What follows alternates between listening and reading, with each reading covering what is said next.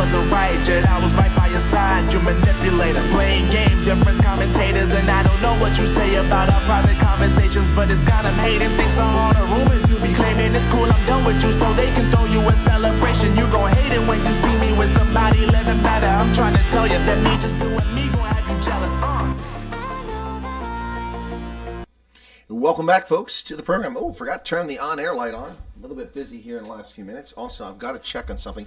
Give me just a moment to check on a phone number and try to see where it's coming from. 7. They did not leave a message, so it could be just a spam, but it might be important. So it's the area code here. I just got to check on this very quickly. I'm going to need these. Can't see very clearly there. What's what is this? It looks like a business. Okay, let's see. Oh, okay. Yeah, just a second here. I've got it. Give me a moment here, folks. I got to take this call.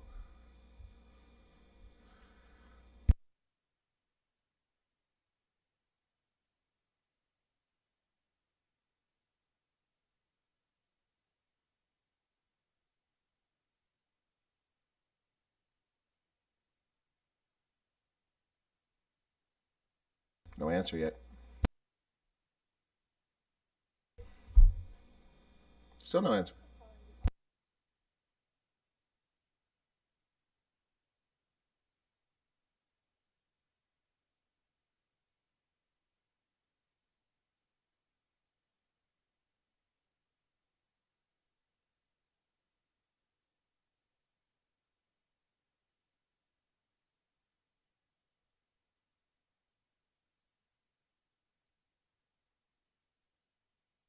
Sorry about that, folks. That was rather important. That was a call from my congressman's office. So I thought the number looked legit, so I double-checked. It was legit. That was from my Congressman Scott Perry's office. They were calling me back about an issue related to the Veterans Organization. So welcome to the program. It is not Wednesday, but Thursday, September 19th. Wow. Here we are, September already 19th. Weather outside's quite pleasant, 76 degrees Fahrenheit. Mostly sunny skies here in central Pennsylvania, unlike in Central Eastern Europe where the rain has been coming down like banshees. Flooding, lots of people dislocated. It's a sad, sad situation there. Welcome back. Let me see, when did that call come in?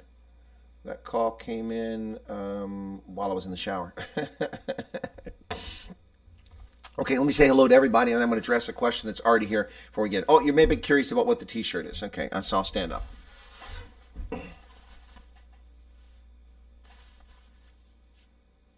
This should be centered. It's not. It's off to one side. So, anyway.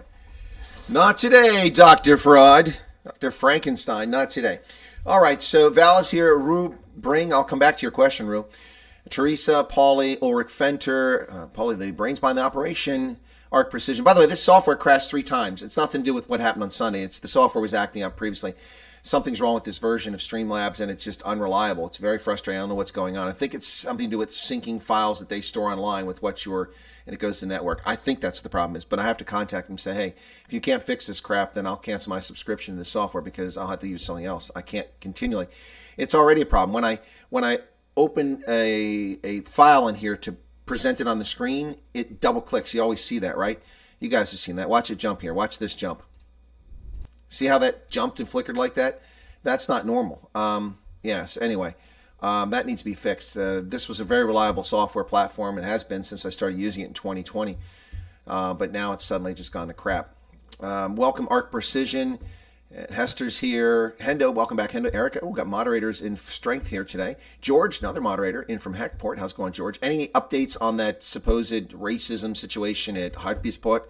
I doubt there is, but if there is, I know you would probably tell me right away, George. Hendo's saying hi to everybody. Boy, Hendo's in a good mood today. What they put in his coffee. All right, Mark Sayers, Chris Ehlers. Welcome, Chris. Pablo Charlie, John Huchin, Theodoros. And your sound is very tinny. Is it really?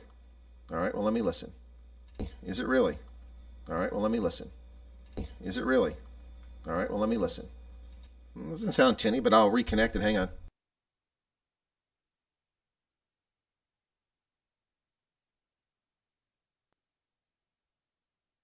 Volume up a little bit, see if that helps.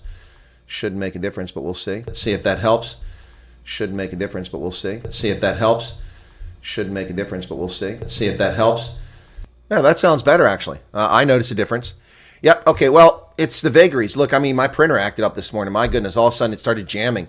It hasn't jammed once since I've had it. I cleaned it properly.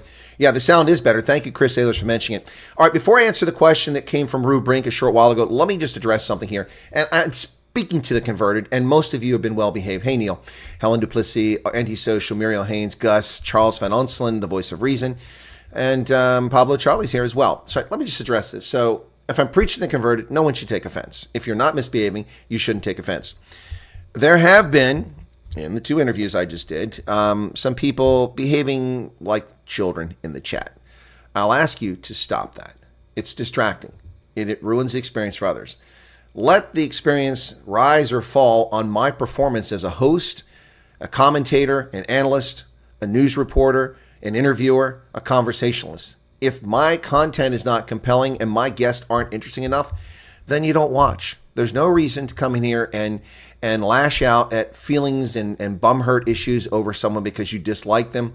I mean, you could throw a comment in and say, hey, we don't trust you. That's fine. But character ad hominem attacks are getting ridiculous. I don't need people doing that. That's for leftist hate wankers. We don't need that. We don't need that. We're centrist and conservatives. And a few people on the far right who don't self-identify that way, but I know they're that way because based on what they say. But they're well-behaved, so they're welcome here.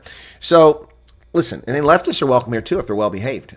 You can have a differing opinion. You can express it in the chat, but let's not get into ad hominem attacks. I mean, look, I know that a lot of people hate Neil DeBeer. They hate him on the left. They hate him on the right. I didn't know people hated Dirk Herman. That was a bit surprising to see some of that vitriol coming out in the chat. I don't have time to be cleaning that up, and it's really distracting. It's like the kid in class. Ooh, Mr. Kata, Mr. Kata, Mr. Kata. Yes, Horshack, what is it? Good Lord. Mr. Kata, Mr. Kata. You know, come on, sweat hogs. Stop looking for attention. It's a bit disappointing and frustrating. We have a little fun on the channel. We tell some jokes occasionally. We like to poke fun at public figures when they act like fools, and that's okay. But come on, let's show some respect for the guests to come on here. I am having a difficult time getting some guests to come on now because it's a fractious political climate. Nothing to do with me. So I just ask you. Yes, G. Sawyer, some people were very disrespectful to Neil in that chat yesterday. That's correct. And there were people disrespectful to Dirk on Monday. They were. Or Tuesday. When did we do that? Monday. Anyway, we already did it. I think it was Tuesday. So I'm probably not speaking to people that are guilty. They're probably not here. But please don't do that. Okay? All right. And for those of you, if someone is bothering you in chat, you don't like what they're saying, or they're targeting you, you don't like it, don't get into a pissing contest in chat. Just block them. Click on the radial to the right of their chat. It'll bring up 3 little buttons there. Just click on it. I think it's a left click normally. Let me see. Left click. Yeah, left click. And you can block that person. And then you don't see them. You don't see them. So, yeah. Anyway. Hey, Teresa, how's it going? Sean Manich is here, the mega right-leaning, ultra-conservative racist. there you go. One of the extreme right people. I told you we have some here. Diane Humpel, welcome. Well, that's an interesting surname, Humpel. Just blocked everyone who carries on. Just, please, how do you unblock someone? I don't know. Charles. That's a good question. That I don't have an answer for. Maybe one of the mods can do that. Yep. I don't know. Once you block somebody, I don't know if you can unblock them. That's interesting. Anyway, yeah, that's why it's kind of a it's the last resort sort of thing. Dang, coughing today. Got some phlegm build up there. Anyway, it's more information than you need to know. Trust me. Right, John Huchin in from Arizona. Let's get into some of this conversation about today, what we're going to talk about. Today was the funeral for former minister and everything under the sun, Pravin Gordhan, a liberation-era struggle veteran. Pravin Gordhan passed away after a battle with cancer at the age of 75. Huge funeral today for him, and it was in Durban, if I'm not mistaken. I did tune into it when Cyril Ramaphosa came up and gave his words, and as usual, that ruined the experience. Well, that's the wrong button. There we go. See how that just flickered? That's not supposed to flicker. That's because I had to reboot. What I do for you guys is I start my software, and then I go in, And what I do is I open all these things up, like the closing credits, the opening credits, the browser, the camera, open it and close it so that it doesn't do that on the air to ruin your experience. But the software is doing that. It's super annoying. Never did that before. Anyway, Stam-san, welcome. You just saw that the EU voted to lift distance restrictions on missiles to Ukraine. That's crazy. Charles says, I can't see Pablo. Well, Pablo's here. Yeah, I don't know. The DA took Eskom's electricity tariff hike to Parliament today, says Pablo. Alan says, I don't think too many of us give a flying flip about Pravin Gordhan. Well, I agree, but it's news, and I'm reporting it. It's not in favor or against. Pravin Gordhan funeral mourners gather in numbers to bid final farewell. Oh, I forgot. Now, let's stop with I need to answer the question from, are you still here, Rubrink? Are you still here? If you're here, I'll address your question now. Rubrink had a question 11:35. That was before we even started. So if Rubrink is here, I may just answer the question anyway. But if you're here, just jump in the chat and let me know, and we'll go ahead and give you an answer. You asked the question kind of early, before we even started. Hey, Jono, how's it going? He could have blocked you. That's right, Charles. He could have blocked you. There you go. Just do a search for it, how to unblock people on YouTube. Yeah, anyway, so God bless. Well, that was difficult. Anyway, so let's get to the question that was asked early on, even though he doesn't seem to be here any longer, because it's an apropos question by Rubrink. Excuse me, Colonel, perhaps you've spoken on this, but what's your take on the constant attempts to end President Trump's life? Do you think it's a deliberate dereliction of duty by the Secret Service? Well, Ru, I've implied that there's something seriously wrong here. I have categorically stated that President Biden is at fault in part because of the rhetoric and the demonic attacks he's made against Donald Trump since last year on the campaign trail, calling him a threat to democracy, calling him a tyrant, calling him the second coming of Hitler. These are all things that Joe Biden has said or alluded to over the past year, and it raised the temperature and it had an impact. We've also seen the vitriol and hatred coming from the legacy media, the cable news networks, social media, all of which are attacking President Trump. A frightening thing, let me just talk about this before I can answer that question further. This is something I was going to make a video on, and I will make a video on this, but a survey completed this week, and this is a survey by Rasmussen, a reputable survey organization, although some of the surveys have been a little wonky of late, but Rasmussen said among those that were surveyed, 28% of Democrats and 27% of Democrat-leaning voters answered yes to the question asking if they thought the United States would be better off if Trump had been assassinated. I say that again. 28% of registered Democrats think the country would be better off if Trump was assassinated. 17% of all respondents in the poll agreed. So 17% of Americans are saying that we would be better off if Donald Trump was assassinated. These people are sick. They are twisted. Now, Trump survived a second assassination attempt on Sunday at the Trump International Golf Course in Palm Beach, where the would-be assassin Ryan Ruth was about 400 yards away from Trump before engaged by the Secret Service. Among those surveyed, 45% think that anti-Trump rhetoric played a role in the attempted assassination, according to the poll. 41% of voters thought the news media played a role, and 30% believe the Trump campaign itself had a role. Well, those are 30% idiots, and since 28% Democrats want him dead, you can probably figure 28% of them were Democrats.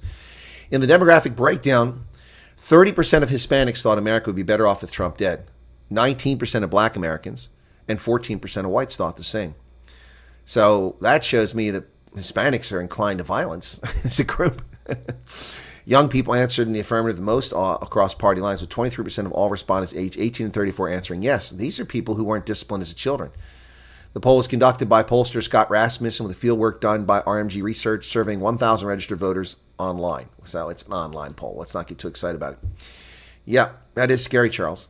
28% of those polled thought the country would be better off. These are the idiots that you walk out in the street and go, hello, so could you tell me the year that the United States declared independence? Oh, crap. Sorry. I think I need to turn my pager off. Hang on a second. Let me turn my pager off. Somebody just sent me a message I think is actually important. Or let me see if it's just another. No, oh, I actually got. I'm getting a request from a polling agency. Wow. Wow, I haven't been asked to answer a poll in a while. Yeah, boom, boom. Sorry, I got to turn my pager off. So much for thou shalt not murder.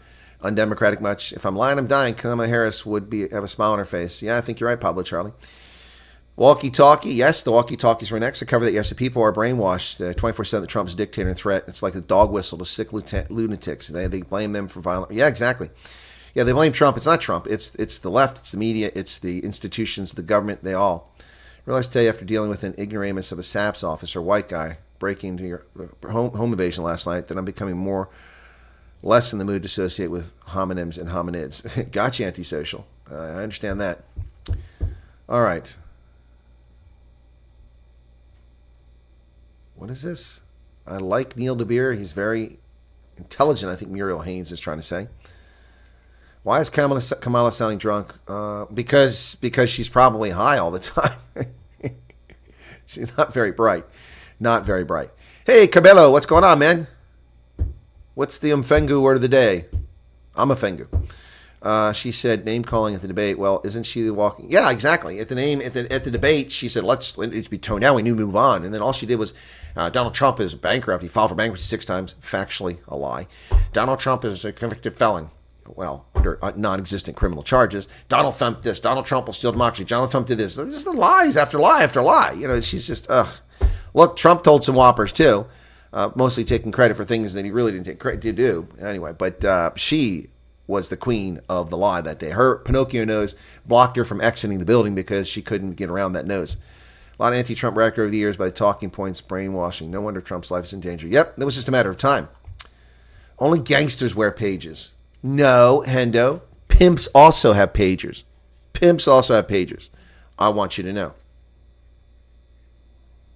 Get on the track, girl. Sorry. The message came in. Saddest thing is that so many bought the Kool-Aid. Yeah, they drank the Kool-Aid. Light Rain says, I've had to suffer leftist idiots around me describing their sadistic fantasies about Trump. Customers I can't correct. They collapse in ecstasy every time there's an attempt in his life. These are sick people. Sick people. Look, Joe Biden is a demented lunatic who wears, adult Depends, but I don't wish him to die. I actually wish him to be in prison. So, I don't want him dead. I want him in prison. On his return to the White House, Trump must develop a vaccine for Trump derangement syndrome because it is a public health crisis, G. Sawyer. What are you pimping? Yeah, I'm pimping my car. That's right. This dang pager.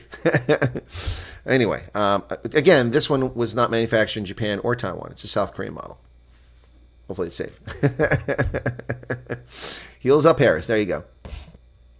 Have you seen the mugshots around Ruth? I have not seen them. Anyway, what I was trying to answer was a question, and I got off on a tangent, and he's not here anyway, it looks like. But Rubring asked this, I don't know if it's supposed to be Rubrink, but it's Rubring, according to his username, 11:35, so about 25 minutes before I even went live, asked a question, and I'm going to try to answer that question now. So what do I think if it's Secret Service? Well, I've said President Biden is responsible because he's not being a leader. That's a true statement, and I'll stick to it. I will support and defend that statement. He is a coward who's hiding, and instead of showing leadership at a time of severe crisis and danger to national security, murdering a president or a presidential candidate is a national security issue. He is nowhere to be found on the beach in Rehoboth, somewhere like that, busy sniffing little kids' hair or something, or letting them play with the hair on his legs. So Joe Biden, he's responsible. Alejandro Mayorkas has oversight of the FBI and of the Secret Service. He's responsible. Secret Service has failed.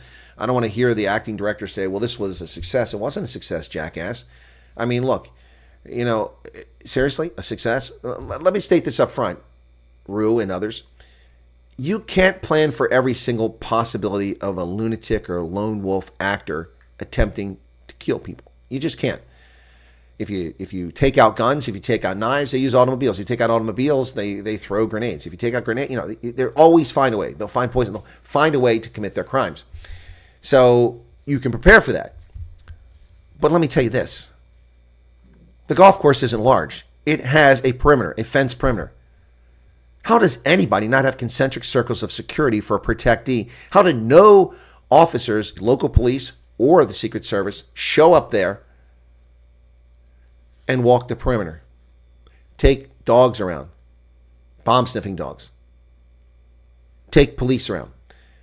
Go to Best Buy, buy some Chinese-made DJI drones. They're not expensive. They're not a big deal. Hang on.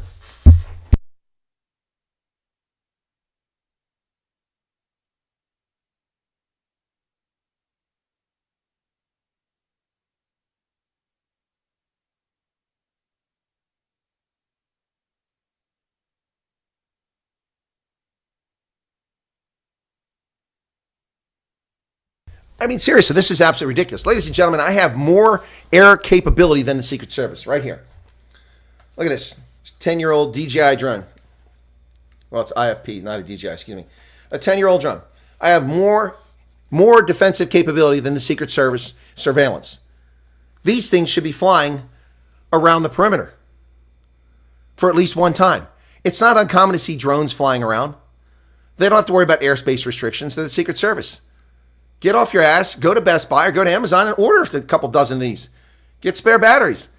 Train your useless agents on how to operate them. Oh, but it was unexpected. Trump wasn't supposed to be there. Horse manure. Horse manure. Give me a freaking break. He wasn't supposed to be there. These go right in the back of a van. You open the door, you pull them out, fire them up, turn on the app on your phone, and they got live video feeds. You can lower them. You can move the camera around. You can do anything. Oh, you're right. It is DJI. Yeah, it is a DJI. It was IP. Yeah, DJI. That's what it is. These are the originals. This is one of the early top models. This is, there you go, right there. How does the Secret Service not have something as simple as this?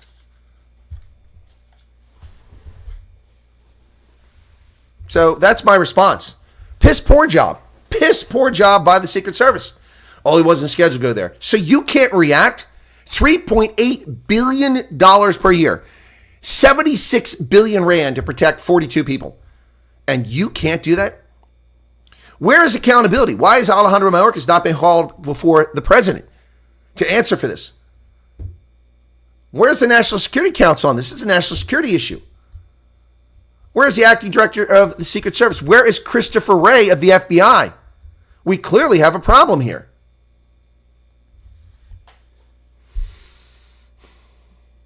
Unbelievable.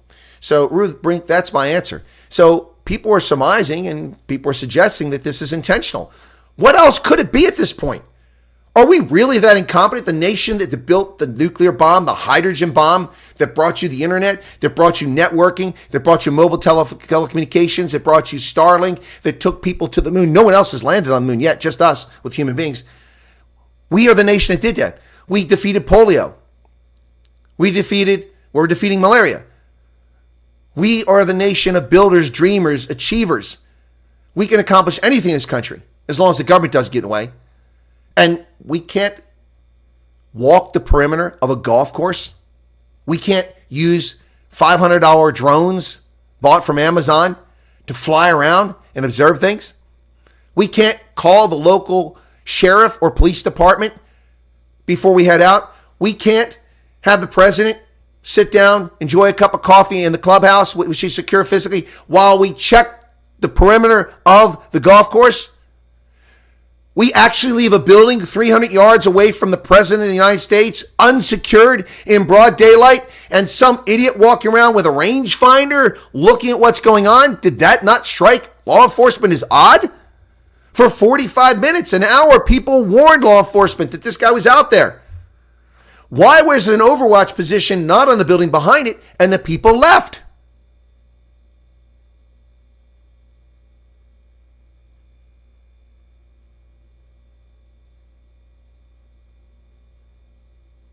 What else can one conclude except that it is intentional? Are they that idiotic? Are they that stupid? Are they that incompetent? If they are, then the entire federal government is that way. That would explain why we're so deep in debt and we have such cowardly members of Congress. Wow. Well, Sean, the shooter camped out there. That's the even more annoying part of this. He was present for 12 hours in a hide position like a duck hunter, a deer hunter, sitting up there waiting for 12 hours. My question is, where did he park his car? I mean, that's in West Palm Beach. Who gets to leave a car somewhere for 12 hours without being towed? But he ran away and got in his car, took off. So where the hell was his car parked? He spent 12 hours in that hide, guessing that Trump might show up. It was a Sunday. It's a good guess. Or was he tipped off? We don't know. If you look at these people speaking against Trump, it feels that these people have taken over by demonic entities. Quite scary on some level. It feels like it is spiritual warfare. Just like Butler, no due diligence with layers of protection. Yep. Yep. Replacing buying with commas like changing your shirt when you crap your pants. Yep. Sean says, we secured golf course in South Africa, top level security on a normal Monday, better than a piss poor job the Secret Service did. Yep. Donald Trump, a.k.a. El Presidente. What's happening in Lebanon is an example of madness like I've never seen before. I wouldn't say it's madness. I'd say it's a brilliant tactical operational campaign. I'm not saying it was a good idea or it's right, but it's brilliant from that standpoint. Yep. Okay, how did the shooter know he would be there? Okay. And what was the shooter's physical residence address? Did he drive across? No, he lives in Hawaii. So the whole thing is crazy. Hey, Garrett Gillich says, easy, Colonel, you forgot Vone Click? What is Vone Click? I'm still wondering how the guy who shot Trump waited 12 hours knew that Trump would be there. He guessed it was a Sunday. Trump's in Palm Beach. Yeah, he came from Hawaii. Yep. Joe didn't say that we need... Yeah, he did say we need to put in a target on Trump. He also said that. Hey, Cabello. Hey, Chris, man. I'm listening to you while I'm busy with this graphic design. I'm interested in Botswana diamonds. Okay, well, I'm going to talk about a Botswana diamond. I'm in interest, full disclosure. I have some almost worthless shares in Lucara Diamond Company based in Canada from the Vancouver Stock Exchange. I bought them. They've lost 3/4 of their value since I bought them, but I didn't pay much for them. And I am a shareholder. Yeah, so I think I got like 1,000 shares in Lucara, something like that. It's worth like $300. So I own a diamond mine in Botswana. So I'm part of that white monopoly capital that you hear so much about from Bell Pottinger, who is the WikiLeaks in the Secret Service. If it smells like a fish and tastes like a fish, then send it back. This was supposed to be turkey.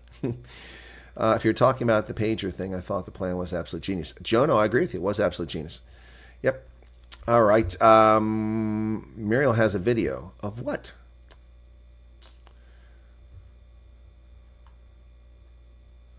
Wouldn't trust the 3 other agencies to protect my dog. I agree. So should be a position is today.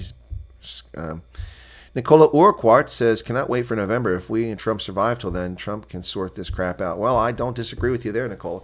But once again, we'll run into a buzzsaw of the state apparatus that will undermine him. So he needs to do something about that. Right. Okay, so back to the news. I've answered that question. Now, Pravin Gordhan's funeral, nobody cares. He was sleek, underground operator, skilled negotiator. So says Blade Nzimande. Well, from one communist comrade to another, I don't care, Blade. Moving right along. No disrespect to Pravin Gordhan, or no respect to him. Just saying I don't care about Blade Nzimande. Witnesses describe a chaotic scene and residents rushing to help a Cape Town train derailment on the way to Wellington. At least 20 passengers were hospitalized when a train derailed en route to Wellington from Cape Town Tuesday night. Process has suspended services on the route until further notice. Is this rail theft? Have they stolen the rails? Have they stolen the timbers? Have they cut the lines? What happened? It took place at the Dal Yosafat station between Parle and Wellington. I know where that station's at. I know exactly where that station's at. Wow. Recalling the derailment, passenger Chanel Davids said the train was surprisingly full when she boarded at Cape Town.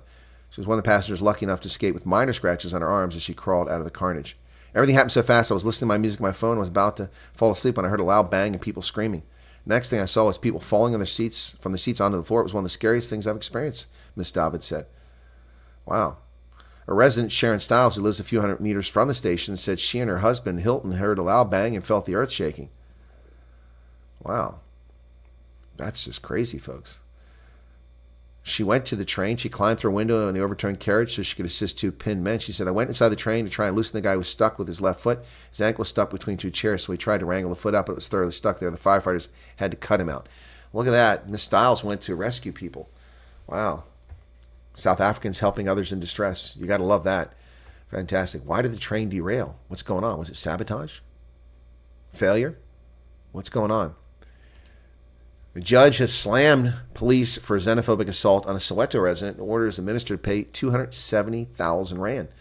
The Gauteng High Court in Joburg has ruled the assault on Vigo Manuel Makambo, I'm going to guess he's probably from Mozambique, was in part xenophobic, and police minister Mkuno must pay 270,000 damages. Him personally, I don't know. Anyway, the despicable assault on a Soweto resident was humiliating and partly xenophobic in character, according to the court judge. They have ordered to pay 270,000 rand to him. Now, this incident, folks, occurred when he was driving on the Mdalose Street just before midnight on October 18th, 2019, when he was chased down by cops, forcibly removed from his vehicle and beaten. 2019, 5 years for this man to get justice. Well, the restaurant blitz continues in Gauteng as the government of Panyaza Lesufi continues to attack high-scale restaurants, claiming that they owe money and trying to put them out of business, it appears. Is this legitimate crackdown? Is this legitimate purpose? Is it real?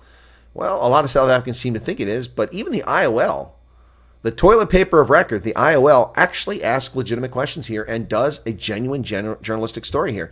Wow, the toilet paper of record, it's shocking. IOL says Blitz nets Santon's swanky Tang restaurant as hospitality sector crackdown continues.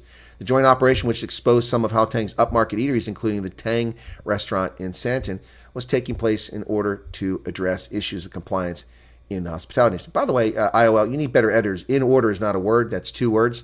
You don't run those 2 words together. That's not English, not even English, not even South African English. So, yeah. However, the story has a different angle, and the same author writes this story, published this morning. Interesting. Ocean Basket Menlin has a right to appeal, says the Labor Department, as a fishy unpaid wages saga continues. Department of Employment Labor says Ocean Basket needs to follow the correct channels to seek recourse if it disputed the finding by their inspectors that they owed over 800,000 staff in unpaid wages. But Ocean Basket has denied it owed any of their staff any money. The restaurant said it conducted its own independent investigation and found no evidence to support the allegations. It said it relied on a commission structure to pay wages, claiming that all its staff earned above the national minimum wage. They told the IOL this week that they were seeking a meeting with senior officials from the Labor Department to address the claims that they owed 813,000 rand in unpaid wages, and to illustrate for them to tell them how they owed staff. Now, there's a process for informing restaurants, but Ocean Basket says they never received any fines, any investigation, any inspection summary. Nothing came from the Department of Labor. The Department of Labor conducted this raid and then went to the media and told them about it. Now, I think that tells you everything you need to know about it. It calls into question the entire raids going on in Gauteng against swanky restaurants. It would be interesting to see the ownership structure of these restaurants. Are they black-owned businesses? Are they owned by white South Africans, Indians? It'd be very interesting to see the ownership structure. Also, see if there's any outstanding existing grievances in these particular businesses with that department or the people running it. The entire thing is called into question by the fact that the department never gave. I mean, when people come down and inspect from the health department or from the liquor control board or something like that, they must give you a copy of their findings. Now, if they have to go do a summary, they owe you that summary. They never receive one. The press should not be aware of this event, other than maybe public saw people. If they raided, they had 50 agents there, then people would know. We put it out. But if inspectors just come by look at records, then that's not a news thing. So something strange going on here. Yes, bystander, I'm not ruling out sabotage based on what happened. Dear white people, why do you want to say the K word so badly? We talk about a racist title. Dear white people, condescending, racist garbage coming from the toilet paper of record once again, folks. Lance Whitney, editor-in-chief. So Ronaldo Cruz has been fired by the DA. In an extensive statement on social media that promised a full statement later this week, he blamed IOL for getting him fired. As if using the K word and the N word so regularly in his social media posts and videos, his conduct on social media's antagonistic nature has nothing to do with it. Well, they have not shown him using it repeatedly in videos. So the story is not about Ronaldo Cruz. That story is dead. I mean, it'll still have legs, but the real story now is the violations of the press ethics code by the IOL. Multiple instances without even getting a warrant to look at their emails, to look at their statements, to check their phone records, to see what collusion or did not occur in that story. They have still failed to publish the full video or the context of the video. They've run 26 stories or 28 stories to date. By the way, speaking of that, some little, I assume, DA hate wanker has been coming on Twitter and apparently respond to one of my tweets. I don't really follow this up that often, but they kept reposting my name in there. And so I looked at the whole trainer thing, and the guy's like, "Oh, this guy's, he's not trustworthy. We can't trust Wyatt. Look, he's really changing here. Look, he's all focused on protecting these racists." What are you talking about? He's done 9 videos on the Ronaldo and the Kabanek stories. Yeah? Okay, let's take a look at how many videos I've done on everything in the past month, because he said in the past month. Let me just do that real quick, okay? We're going to look at my videos, okay? Now, I do talk about this, mention this story in the news if it comes up, but my news stories haven't really been devoted to that. So let's go back to August 1st, okay? Well, August 15th, okay? August 19th, okay? Here we go. Okay, so we'll go to August 15th because that's when I hadn't done any videos wrong. So August 15th, here we go. You'll see what, whoops, that's not it. You'll see how many videos I've done. I'll count them. So August 15th, we got Floyd Chilambu, Sloth Fever, Julius Malema, Ethiopia, diplomatic mission. So that's 3 videos right there, 4 videos. All right, already 4, nothing on Ramon or Ronaldo. That's 4, okay. Let's go back a page. Okay, now here's 30 videos here. So 4, 5, 6, excuse me, 6. No, sorry, those were on. 6, 7, 8, 9, 10, 11, 12, 13, 14, 15, 16, 17, 18, 19, 20, 1, 2, 22 videos since that date. That's in the last month. And I have 9 that are including Ramon or Ronaldo. So split it down, it's about 5 apiece. Newsworthy story. I reported on it. But I've also continued to report on everything else. Nicola says there's a pub down the road called Black Boy. Chaps come up from coal mines nicknamed Black Boys. Well, the All Blacks, isn't that racist? No, they wore black jerseys. People they didn't know what to call them, so they called me All Blacks. Jens Stoltenberg warns the U.S. and EU against isolationism. Jens Stoltenberg, I warned him against crimes against humanity, so he needs to be careful. He's lucky I don't run the ICC. Bystanders talking about Condom Dan Quarter.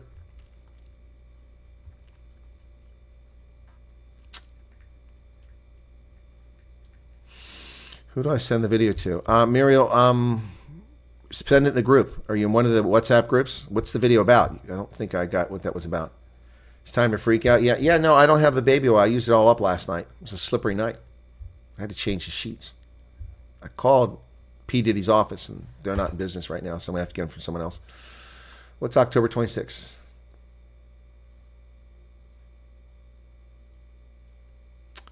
Level of intelligence involved with a pager and walkie-talkie is next level. Yep. When will Botswana become a banking hub? It should have been. Well, I don't know, Pablo Charlie. I've been telling people that since the year 2000, that Botswana should be a pharmaceutical, an IT, a finance center. Yep. But they just don't get it. They just don't get it. Yep. They should have been encouraging and making it easier for banks and others to do business there. Their central location in SADC, their proximity to South Africa, their up until Masisi's government, relatively corruption-free governance, all made an attractive destination, plus the relatively small size of the country. Yep.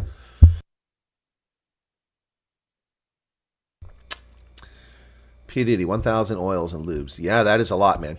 That's a lot more than I've ever seen in my life. Anyway, 103 people currently here. Thanks. Hit the like button, folks. I think 65 have done it so far. Let's get back to the news. My coughing keeps going on. So, the brutal murder of 2 academics that occurred 2 years ago. They have prosecuted and killed these people, or prosecuted and convicted these people, not killed, convicted those responsible. 3 men get life behind bars for murdering renowned Eastern Cape academics. Professor Judith Masters and Dr. Fabienne Genin were murdered 2 years ago in their hogs back home in the Eastern Cape. 3 men have been sentenced to life behind bars for the murder of the 2 renowned academics. The Eastern Cape High Court in Machanda, Grahamstown, found that Silindokule Mangali, 22, Sakele Limba, 34, and Wanda Limba, 30, attacked and murdered Professor Judith Masters, 67, and her partner, Dr. Fabienne Genin, 50, in their hogs back home. On Tuesday, the accused were sentenced to life imprisonment for each of the murders, 15 years for robbery and aggravated circumstances, and 5 years for housebreaking. Mangali also received an additional life sentence for rape. The couple's domestic worker discovered their lifeless bodies inside the room. Their hands and feet were tied. The scumbag rapist tied that woman's feet and hands and raped her.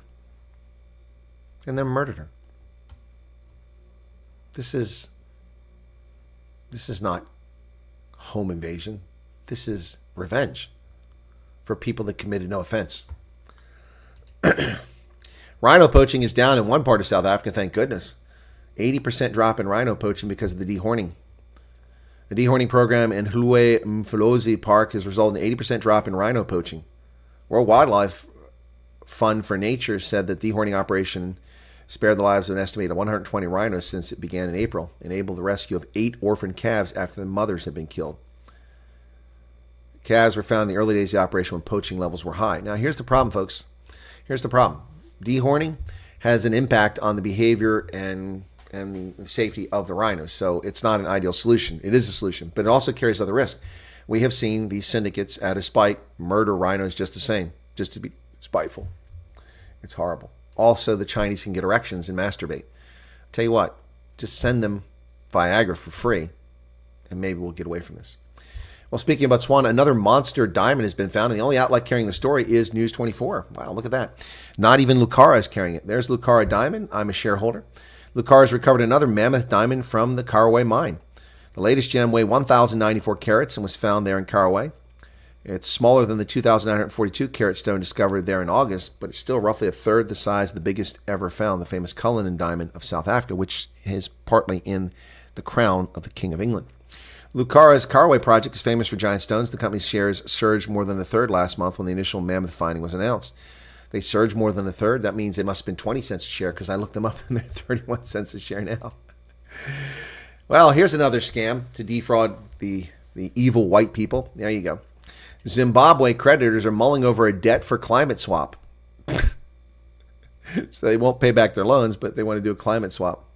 Barbados, Belize, Gabon, and Ecuador have similar deals. Zimbabwe's creditors may be willing to consider a debt for climate swap for the nation as part of a restructuring of a $21 billion in arrears debt. Interactions with the nation's development partners indicates an option that they are willing to consider. Need to see some action from the government and commit to the structural reforms. Debt swaps, such as those for climate and nature, are innovative financial mechanisms where a portion of the developing country's external liabilities are forgiven in exchange for commitments to invest in climate and marine conservation projects, thereby defrauding the investors who loaned the money in the first place. Unbelievable. 784 dildos have been officially seized and cataloged from dildo. Whoa, 785 if you count Diddy. One dildo for every 21 square feet. Let the DNA testing begin. Oh my gosh. There's going to be a lot of fluids there. Well, Eswatini cracking down on journalism after an insult. After verbal attack by journalist, Eswatini plans to redesign how citizens are to be informed in the fascist Stalinist monarchy of Eswatini. The Eswatini government is contemplating shutting down the country's editors' forum after a senior journalist had a verbal showdown with Prime Minister Russell Dlamini on Friday. Seriously? So when you criticize the head of state, well, we've seen this. California now is illegally, in violation of the First Amendment, banned memes, banned AI memes. That's what somebody said yesterday. That's illegal. That's unconstitutional. That will not survive. The scumbag, leftist, fascist, totalitarian dictators of the People's Communist Republic of California will be struck down. It's in violation of the First Amendment. And I read the First Amendment once again for those who are new to the program, just so you don't get confused. Congress shall make no law respecting an establishment of religion or prohibiting the free exercise thereof, or abridging the freedom of speech or of the press or the right of the people peaceably to assemble and to petition the government for a redress of grievances. No law abridging the freedom of speech. Well, memes are freedom of speech, and the state has no authority to do that under our Constitution. Eric has just given a 70 Rand super sticker. Thank you for that, Erica. Edna Faris says we should call them nameless. Okay. Only Chris can block you. No, that's not true, Brian. Moderators can block people. Moderators can block people. So I don't know what that conversation is about. Moderators do have the ability to block people. Only I can unblock them, though. Think how many abrasive cutting wheels you can make from that diamond. They want people. They're putting you in jail without option about it. Just another way of getting free money that won't go into any conservation project. Exactly, and it's just another scam to defraud investors. Well, opposition is not going to tolerate the election fraud. We're already in advance of the election. Mozambique preparing for a four-way presidential race. Mozambique's Frelimo is counting on a relatively young candidate to inspire an independent, has set his sights on a surprise, and the Mozambique Democratic Movement is hopeful. And Renamo does not intend to remain in opposition forever. Four-way race for the top job on October 9th. Well, there you go. Mozambique, upcoming elections, October 9th. Botswana, October 30th. We just had Algeria, and Tunisia is also coming up in elections this year. Lebanon rocked once again by walkie-talkie explosions in a second day of targeted takeouts of the Hezbollah group.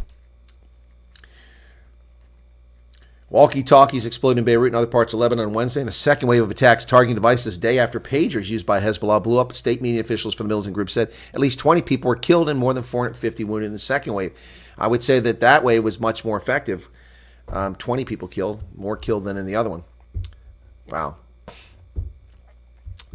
The amendment does specify Congress, Congo Chris, you make a good point. However, states cannot abridge that right. That's a right to all citizens. States are sovereign, but they cannot abridge those rights. Those rights are universal for Americans under the Constitution, and states cannot. That's a power that's not delegated to them. The regulation of speech is not delegated to them, so they cannot. Well, they're not getting away with it. So they've passed the law, and they think they can get away with it because they have friendly courts. So it'll probably be appealed and go to the Sixth Circuit Court, which is a communist leftist federal court in California, in San Francisco, and they might even uphold the law, but it'll be appealed to a higher court and be overturned at some point. The way they're going to try to silence it is they're going to say that it's not people, it's artificial intelligence. So you can't have memes. That's what we're talking about. So it's not people, but artificial intelligence is an expression from people who created the artificial intelligence. Yes, it will get to Supreme Court. Yep, but you raise a good point, Congo Chris. Thank you for raising that. You did catch that in there. Japanese walkie-talkies were the ones responsible this time. The manufacturer is investigating Lebanon explosions. ICOM says the two-way radios apparently used in deadly attacks were discontinued a decade ago. Look at that. There's what's left of one of them. The Japanese manufacturer of the two-way radios reportedly detonated in second-round explosions, said it was investigating the allegations, but early signs pointed to walkie-talkies being counterfeit. The explosions linked to the electronic devices killed at least 20 people and injured more than 450 a day after 12 people were killed and thousands wounded. The source of Wednesday's explosion was not immediately clear. Lebanon State News Agency said some of the explosions occurred in a brand of two-way radios, with images of the scenes of the explosions showing walkie-talkies bearing the brand name ICOM and the model Victor 82. ICOM is a Japanese manufacturer, and it said that it produced that model from 2004 to 2014 and shipped it to overseas markets, including the Middle East, but there have been no shipments since it was discontinued 10 years ago. And the production of batteries for that unit have been discontinued as well. So you have to get aftermarket. United Nations General Assembly has voted 124 to 14, telling Israel they have 12 months to leave Judea and Gaza, lands that are formerly owned by Egypt and Transjordan. There was no state of Palestine. It never existed. It's not Palestine.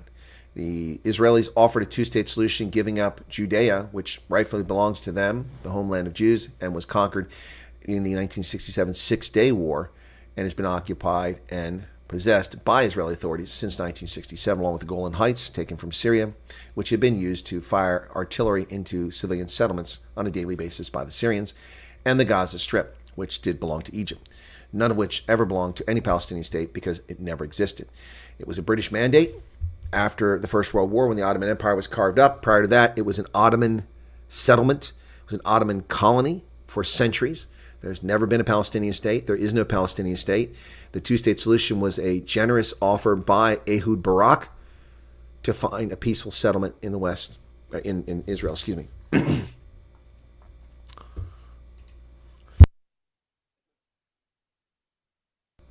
UN members vote 124 to 14. Israel must end unlawful occupation of Palestine.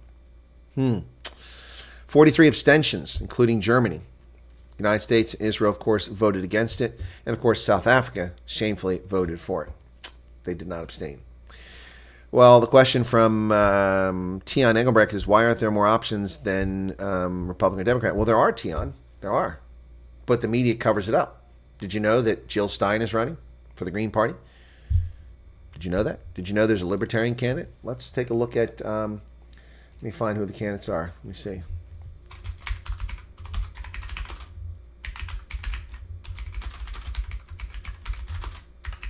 Let's see who's on our ballot in Pennsylvania. Okay, Pennsylvania candidates for president 2024. Let's see what they say. I'll go to Ballotpedia. Okay. We have 4 candidates on the ballot here in Pennsylvania. We have Kamala Harris and Tim Walz, Donald Trump and J.D. Vance, Jill Stein and Samson Lebo Kapendunu, and we have Chase Oliver, Mike Termott, who are the Libertarian Party. So we have Democrat, Republican, Green Party, and Libertarian Party on the ballot. Those are your choices right here in Pennsylvania. You can vote for any of them. Any of them. So that's on the ballot in Pennsylvania. Yep. If I go to Wikipedia, they fail to mention these other candidates. Of course they do. But Ballotpedia is an independent, objective site, and it lists the candidates. So there are more options. Try, but I just don't do it for me. Back to green. Nicola, I don't know what you're talking about. Not red or blue, only green. Huh? Well, independent candidates, anybody. I could write myself down for President of the United States and get a vote. But I'll probably write myself down for representative.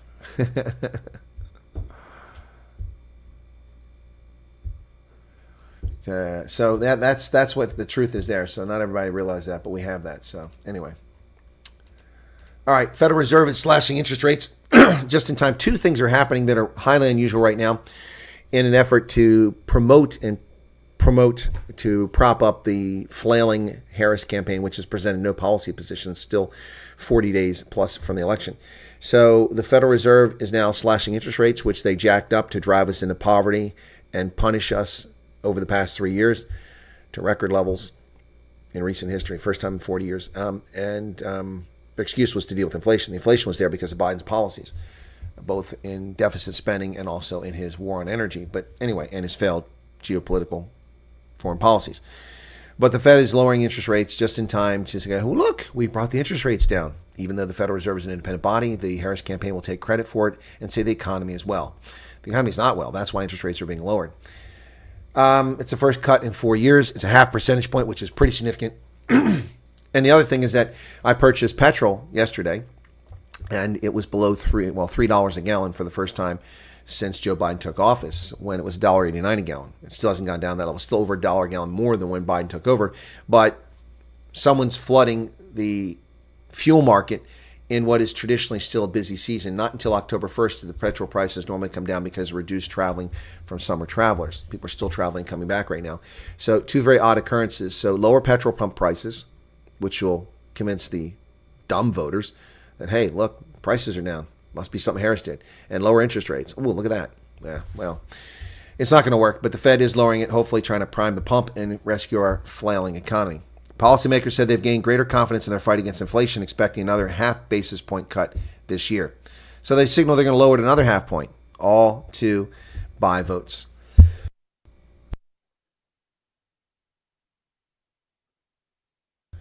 The central bank's decision to drastically lower interest rates just ahead of November's presidential election is expected to draw criticism. Yeah, you just got it from me. Yep, you just got it from me. The fight against inflation is not over. We need deflation. We're paying twice what we were paying a couple years ago. Well, according to the Washington Post, Harris and Trump are essentially tied in Pennsylvania. Most Pennsylvanians say Harris won last week's debate, but the presidential race remains close. And the Senate contest is tight, too. Well, that was one where McCormick was down by 15 points initially. Yep. So there you are, 48-47. Harris, Trump, Jill Stein with 1%, 3% didn't answer the question. The Senate race, Bob Casey is just 1 point ahead of Dave McCormick. That's insane. That's absolutely insane. Bob Casey had a 15-point lead on Dave McCormick. It's working. McCormick needs to win that Senate seat desperately, desperately. Casey is a ghost. We never hear from him until it's time to run for office. Polls show that Harris and Trump are tied, and the race is tied in Pennsylvania, according to Reuters. 2,437 likely voters were polled 11 to 16 September by the New York Times, and they came out 47 to 47 tied. That's a tight one, folks.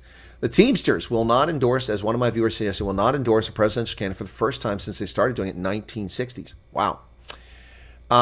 But they're doing it because most of their members, the majority of their members, actually support Trump, and the leadership can't stomach that. So they don't want to revolt, so they're not going to endorse anybody because they're cowards. Teamsters won't endorse the presidential race after releasing internal polling showing most members support Trump. The International Brotherhood of Ripoff Artists, also known as the Teamsters, declined to endorse a presidential candidate Wednesday after releasing internal polling that showed a majority of its members supported Trump over Harris. It's the first time in nearly 3 decades the union has not endorsed a presidential candidate. Unfortunately, neither major candidate was able to make serious commitments to our union to ensure the interests of working people are always put before big business, said Sean O'Brien. We sought commitments from both Trump and Harris not to interfere in critical union campaigns or core Teamsters industries and to honor our members' right to strike, but were unable to secure those pledges. So, after the decision, the Teamsters shared internal data showing that the majority of members supported Trump.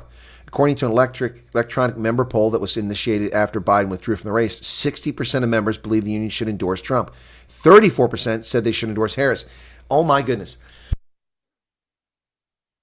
And that poll in a leftist organization, a labor union, 60% of its members say you should endorse Trump. Only 34% say the incumbent vice president. Folks, that's a more accurate poll than the crap we're seeing nationally. Kamala Harris should be terrified that union voters want Trump. The Teamsters is one of the largest unions in the country. Well over 1 million members. Unbelievable, folks. This is something we just don't see. We just don't see that. Last time they didn't get involved in the presidential election was 1996. Yep. So anyway, Teamsters. Wow. Yeah, the Teamsters union makes no endorsement for president. 60% back Trump. Wow. Wow. 1.3 million members, one of the largest labor unions in the United States. Well, there you go. That's pretty crazy. Sean P. Diddy Combs denied bail for a second time. The hip-hop mogul expected to wait trial in long criticized Brooklyn jail. Sean P. Diddy Combs is trading the high life for the hip-hop mogul for a New York City jail while he awaits trial for sex trafficking charges. Was once again denied bail yesterday after Judge Andrew Carter of the Southern District sided with prosecutors said Combs' release would risk obstruction and witness tampering. Federal prosecutors alleged that he ran a sex trafficking enterprise and repeatedly abused and assaulted women. He's been charged with racketeering, sex trafficking, and transporting for prostitution, according to court records. Ouch. Wearing a black t-shirt and jeans, blue jeans, he largely looked forward stoically. At times, he whispered to his lawyer or wrote notes. P. Diddy going down just like R. Kelly.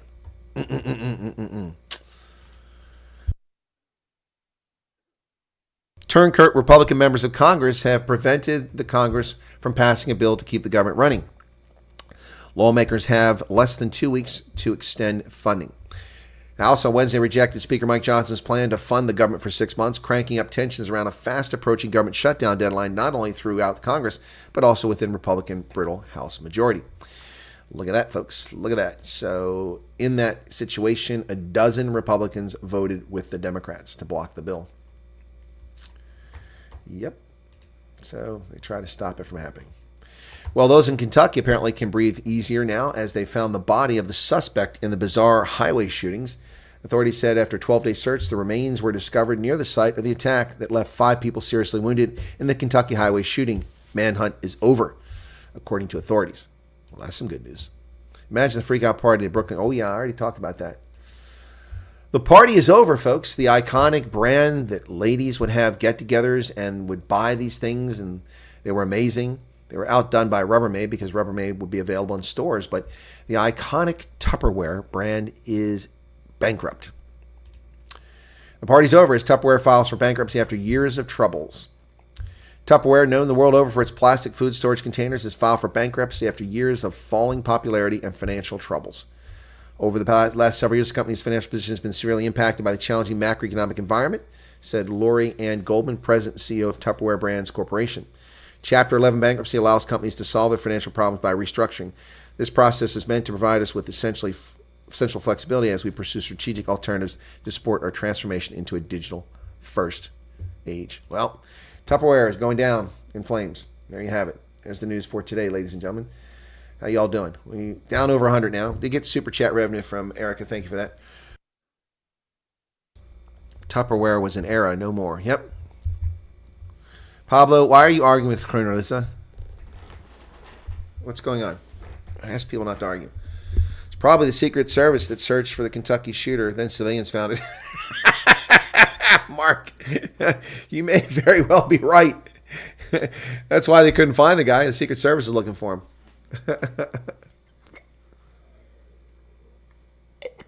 Seriously. I mean, I have more air power than the Secret Service does. Right there on the floor in a DJI drone. Okay, Pablo. Sorry, misread your comment. My apologies. God bless it. Something is stuck in my throat and I can't get it out. Anyway, all right. Yeah, so the Secret Service. Anyway, yeah, I've answered the questions people asked earlier. We've gone through the news. Now let's just chat. What's going on, folks? Did anybody watch the Pravin Gordhan funeral other than me? I didn't watch all of it. I just watched when Ramaphosa was speaking. Not looking for Ramaphosa. It just happened to be he was coming up to the lectern when I turned it on. Hey, you guys ever use one of these? The battery's dead on it, but these are kind of cool. This is a pulse ox, a little meter you put on your finger there, and it reads out what your oxygenation is in your blood. It's pretty cool. Pretty cool. These are neat. I still got the protective cover on it. I need to replace the battery on this thing, though. I don't think it will work. No. That looks like a pager. Like that, it looks like a pager. Doesn't it look like just like a pager? But it's actually a pulse ox reader. Anyway, cool stuff. Little gadgets. You need things like that when you're remote in places like deep heart of Africa. You drove by his hearse. Really? Okay, Congo Chris. Didn't know that. That's interesting. So it was in Durban, correct? That's where the funeral was, if I'm not mistaken. Marilyn's sister had one of those. Okay, cool. Tion says, I was wondering when they're going to bring DDP on the rugby field and put him in for 7 or 13. DDP. Something Duplessis? Sorry, I'm a little slow today. What's the DDP? Something Duplessis. Oh, Dreekus. Dreekus. Well, you can understand my confusion. He's not a rugby player. He's a boxer. Arc Precision, we didn't even know you were gone, man. Where'd you go? When will Joburg Central Business be redeveloped? It was mass potential. No time soon, Paulo Charlie. It's a no-go zone for most folks. Last couple times I was there, people thought I was crazy. Like, what are you doing down there? Don't you know you're white? I'm like, what? They closed the South African Breweries Museum, which was there. It was pretty cool. That was a really nice, the tour. You get the tour, not really museum, the brewery tour. I've done brewery tours all over. I did Olympia in Washington State. I've done the Carlsberg in Copenhagen. I went to the SAB in Joburg. I've done others as well. I'm trying to remember what they all are. Brewery tours are interesting. Oh, I did Guinness in Dublin. Yep, that was pretty cool. The Guinness one's kind of lame, though. I mean, it's nice, but you're not really seeing the plant. Also, I did Coors in Golden, Colorado. That was good. The Coors Brewery Tour is pretty good. Yes, bystander, I have been Oktoberfest 1984. I was in Oktoberfest in 1984. I was just learning German. I'd gotten there in June. That was, of course, was a couple months later, and I'd spent a fair portion of the time in June, July, and August deployed in the field, so not much opportunity to learn German. But since I went to the club 6 nights a week when I was home, I was learning German. Anyway, I went to the Oktoberfest in 1984, and we were in the big beer tent, and all these people got up on the table singing and something, and I looked over and they had a strange flag. And I walked over in my limited German, and I asked them if they were from Southwest Africa, and they said, "Jawohl! Wir sind Südwester." Yeah, they were Namibians, a whole table full of Namibians at Oktoberfest in 1984. That's one of my poignant memories of it. Another poignant memory is wandering through town, walking to the fest because you couldn't park anywhere near it. And then years later, going back and figuring out how I could park closer to it. Yeah. Yeah, Oktoberfest, yeah. Yep. Yeah, it was pretty good, but something you do once. You don't need to do it more than once. It was pretty cool. One time was good. Jaya says, did you see Elon's tweet saying no one is even trying to assassinate? Yeah, that's a statement of fact, but yeah, I thought it was a bit irresponsible, Jaya. And, of course, they're losing their minds over it. They don't lose their minds over state officials, like Joe Biden saying put a target on Trump's back. No one lost their mind over that. But, a private citizen saying something like that. No, they're not going to do anything about it, but yeah, Elon Musk needs to chill out. He needs to quit being stupid. He's got enough challenges. There was a beer brand with Hook in their name, and Budweiser bought them, and the folk joked about the new name, but Hook. I don't know. Citizen concerned for different tastes. She is right. The DA municipality audits are outshining all the other. Who's JJ Tabane? And I don't see what what are you getting at? So Citizen Concern said that DA's audits outshine everybody else's. I've never done a video on DA audits. I've talked about it a lot. The DA audits do outshine the other parties. I mean, that's a statement of fact. I mean, Midval is the only place that passes every time. And the rest of them are much better shape than any of the other controlled municipalities. I mean, that's a fact. I've talked about it endlessly for 4 years. So what was her video about? I don't really understand. So is that what it was about? Don't like the taste of Coors. Light Rain, I don't drink any American beer. It all smells and tastes horrible. I don't drink. It's all carbonated and cold.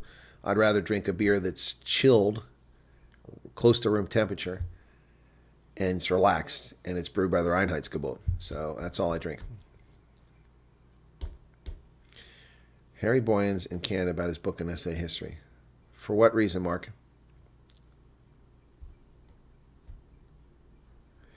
Yeah, Nicola says SA cannot even keep a piss up in a brewery going. Yeah, no, the museum's closed. It's not there. I've been there twice, and it was pretty cool both trips. Really enjoyed it.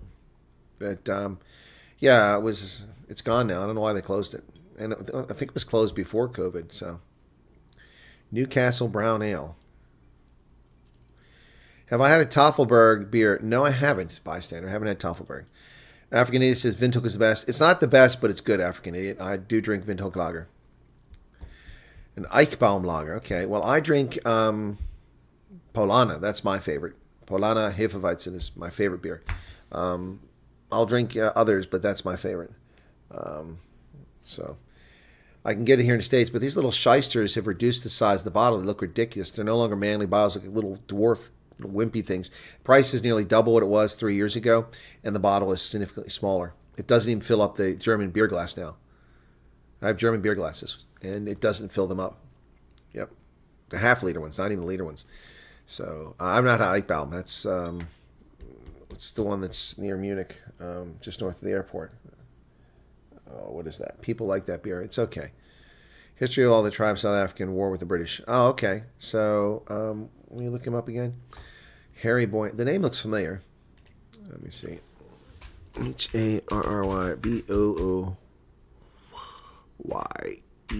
Harry Boyens, author. Okay. Yeah, that's why I recognize him, yeah.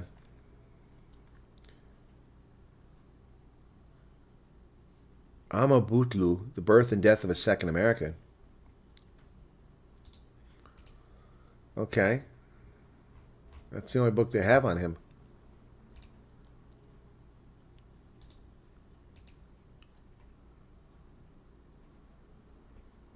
It's the only book they're mentioning. Is that the one you're talking about?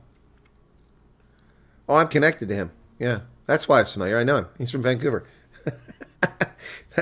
That's why. Okay. Yeah, that's why. Okay. I thought he's familiar.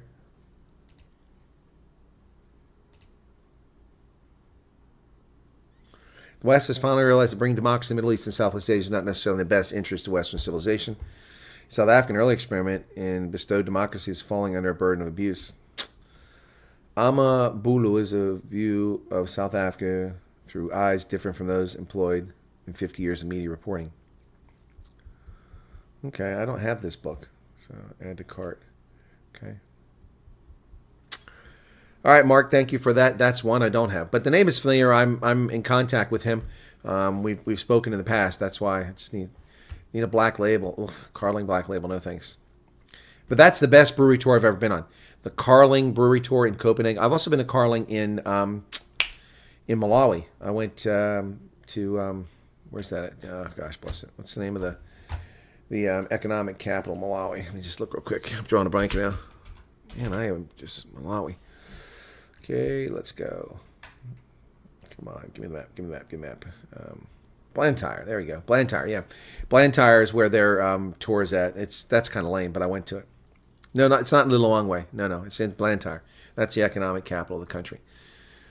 Have him on the show. Mark, I'll look at it. I mean, I'm trying to get back in touch with John LeBand. If anybody has John LeBand's contact, my email address for him is no longer valid.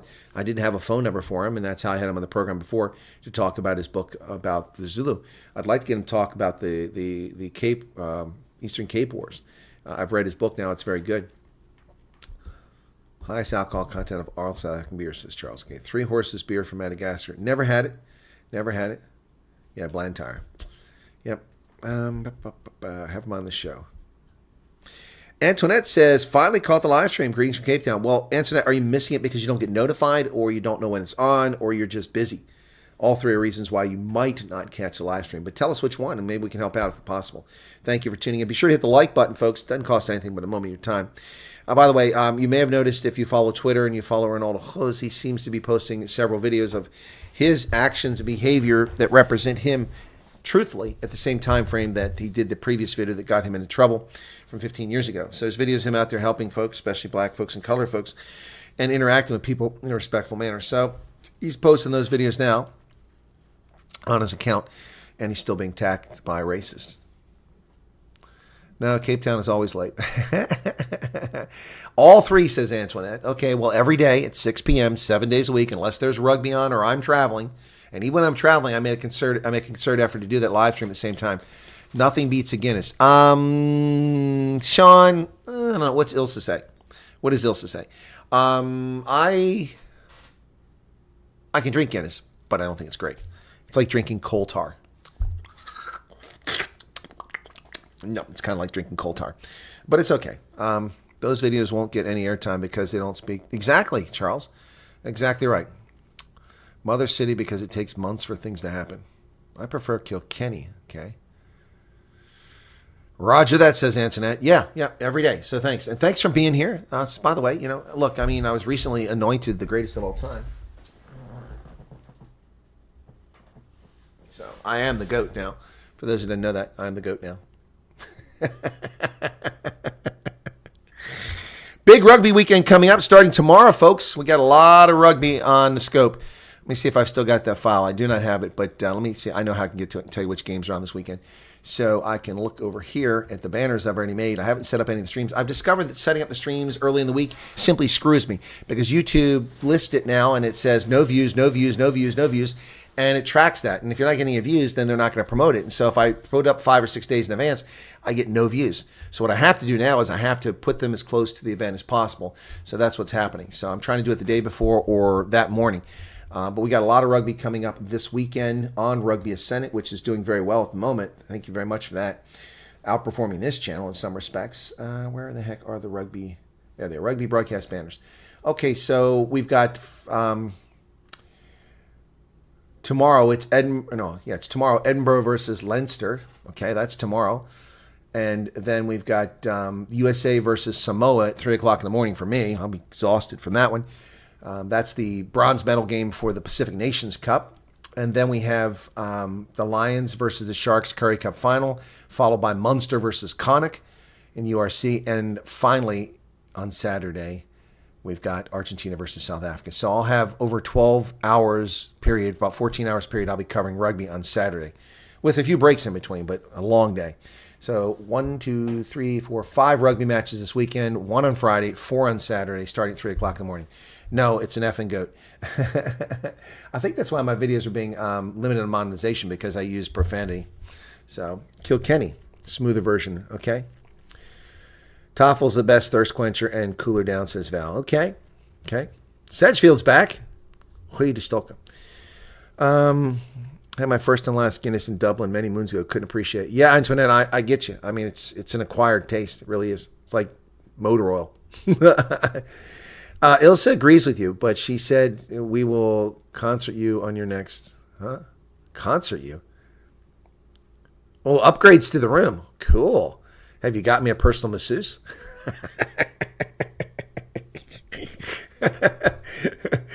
Look, if I could afford the airfare, I'd be on my head to South Africa this week.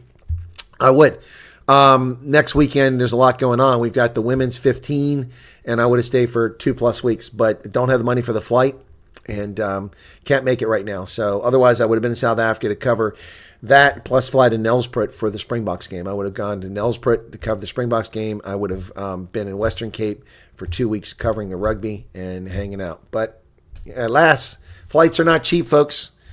Passport's not the hold up this time. It's the flights. It's just way too expensive. So I have to be judicious about that.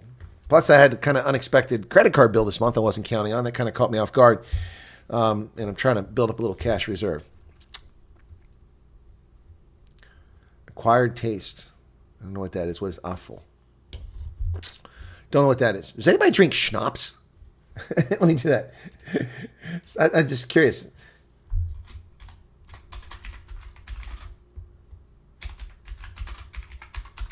Probably Garrett. Garrett probably drinks schnapps. Is that a P? I can't see. It looks like an O. All right. Anybody? Toffles brewed in Swakopmund. Oh, I know. Convert. Okay. Yeah, reading glasses help, man.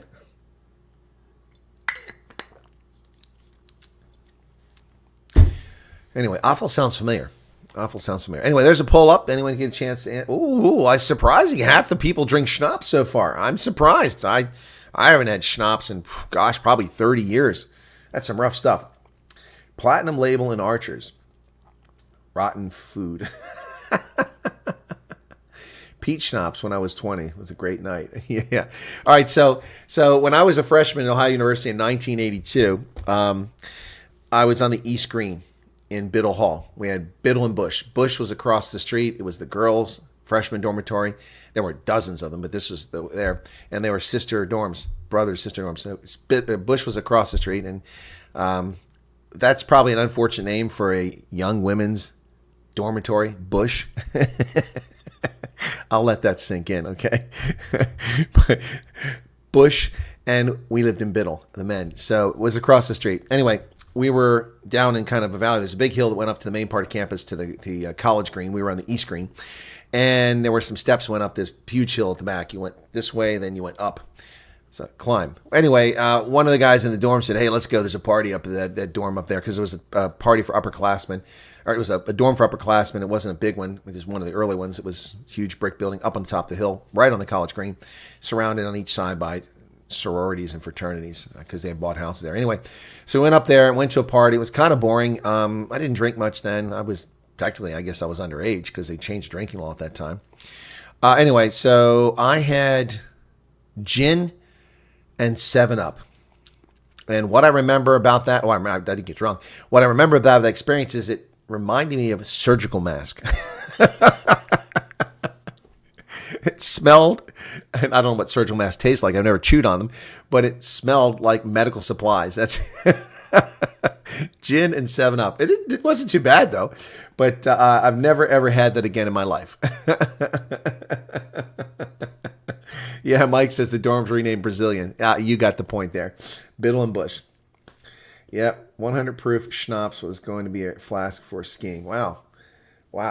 Peach schnapps. Well, I don't know if I like peach schnapps. Okay, so let me do this real quick. I got to go to maps. Let me see if I can't find this and show you guys. Maps. East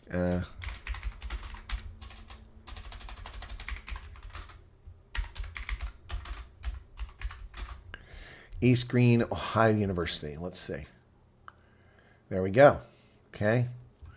All right. So that's not what I want. Screen. Here you go. So this is Ohio University. I'm going to zoom out. Okay. You can see the Hocking River, which runs there. Let me get rid of that. Okay. Hocking River.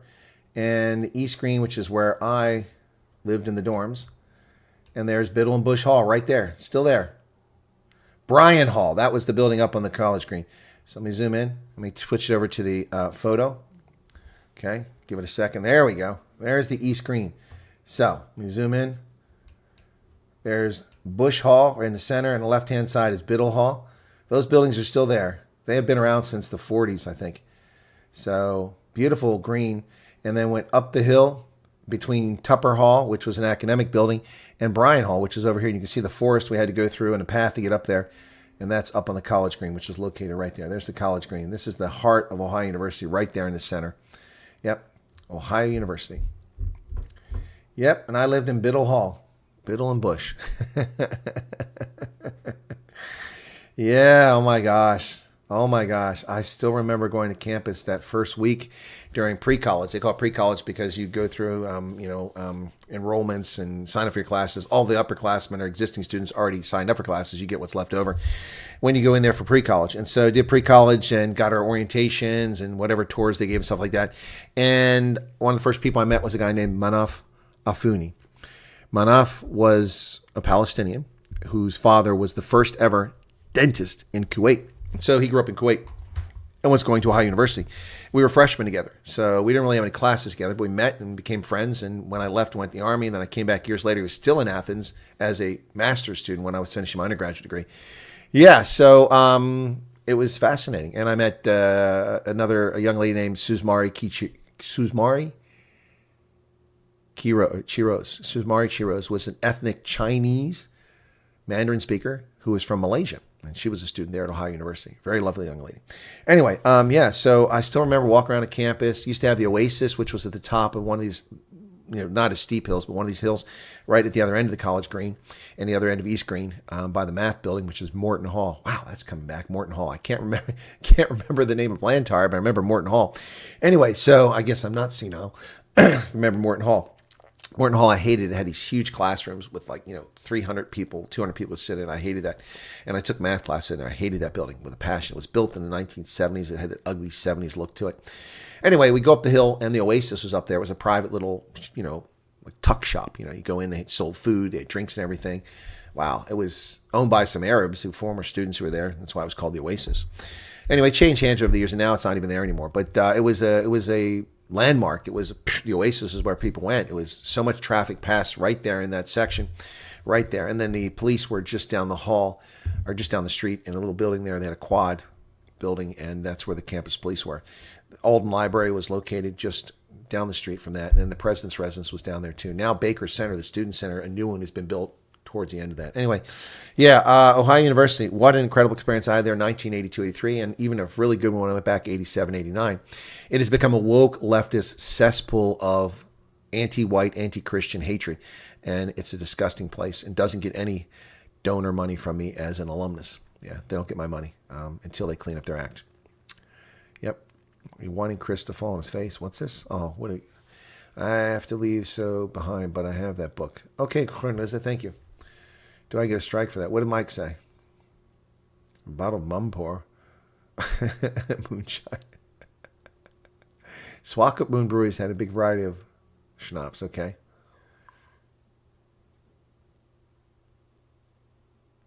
London Dry Gin. Never had that. I'm so glad I don't own a pager. I can still type. Sound like an old middle finger story. All right, I'm going to end the poll. Let's see how many people voted it. 42 votes. Half the people drink schnapps. I'll bet you if I ask the question, who drinks Chibuku, it won't be that high. All the universities are woke and pinky now. They are, Mike. It's so sad. So sad. Yep, it's so sad. Anyway, it's a reality. We need to toughen up the kernel with some Mumpor. Again, you guys know my rule. One drop, no drive. Most times, now, next time I come by, Sean, I probably won't be driving because I'll be hanging out. But yeah, so I can have something to drink. But I don't usually, if I have one drop, don't drive. One drop, don't drive. Anyway, I need a proper braai next time I'm in South Africa. Everybody keeps talking about braai. We're going to have a braai. We're going to have a braai with the Colonel. Man, I haven't had a proper braai in ages.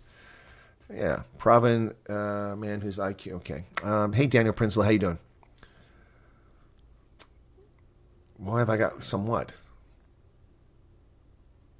So don't drive. The problem is that usually I'm in a place where there's alcohol and people are having alcohol. I need to return somewhere else. Now, in the Army, when I was on temporary duty traveling, say I went to Cote d'Ivoire for some event, I'm typically staying in a hotel. And there's usually a bar or a restaurant nearby. I don't have to drive. If not in a hotel, then I'll have something to drink if I'm in the mood. I'm not a big drinker. I just, people get stupid. I mean, if I sat around and drank all the time, how could I be the GOAT? The greatest of all time. That is so cool, isn't it? The GOAT. The only problem with it is wearing navy colors. Actually, it looks more like Sweden colors. That's not really navy colors. With the gold and the powder blue. Looks like Sweden. Oh, Charles the 12th. The braai is ready and Ilsa can be the designated driver. There you go. We can give some herbs. And when you I want to go back to that German place that we went to in Somerset West. That was pretty cool. Kind of out there and remote, and not that remote, but kind of a weird place for it to be, but pretty good restaurant. I'd like to drink when I'm there, but I didn't drink last time because I was driving. Nicola toasted to her wedding with Vit Blitz. Must have been strong. Local soup is called Rui Propi.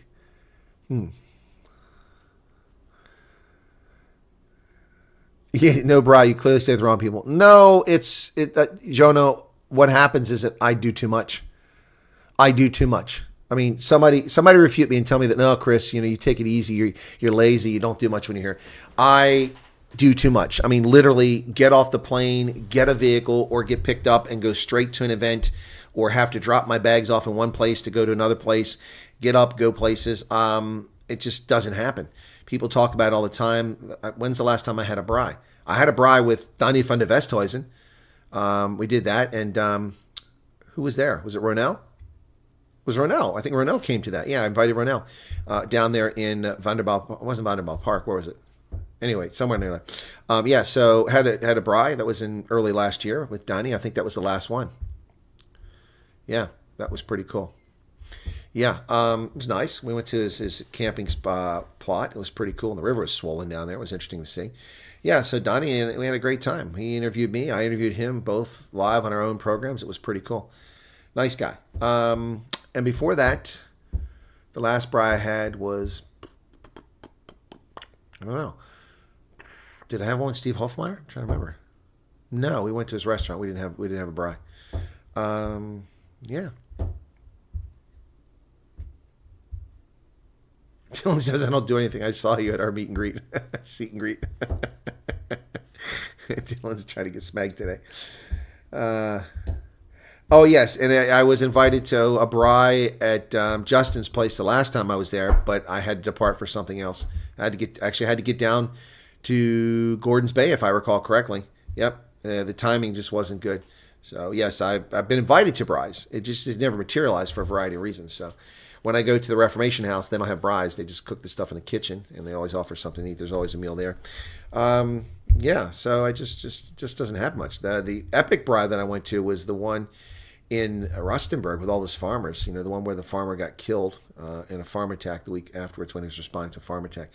That was an epic braai. I got some great video footage of that. The wood was pink. It was incredible. And it was chilly because it was wintertime. Yeah, it was nice. Eric is having a braai this weekend. Uber's cheaper than driving drunk. Yeah, Mark, but I don't trust Uber. I don't trust it. Antonin, excuse my ignorance, Chris, but what's your purpose for coming to South Africa function events? Oh, no ignorance, Antoinette. I originally came to South Africa. Well, my purpose historically is I was in the Army. I had business there. And I'm a historian and a journalist and a political scientist. So each trip has a different purpose. The first trip was the I'm Not the Garden Boy tour.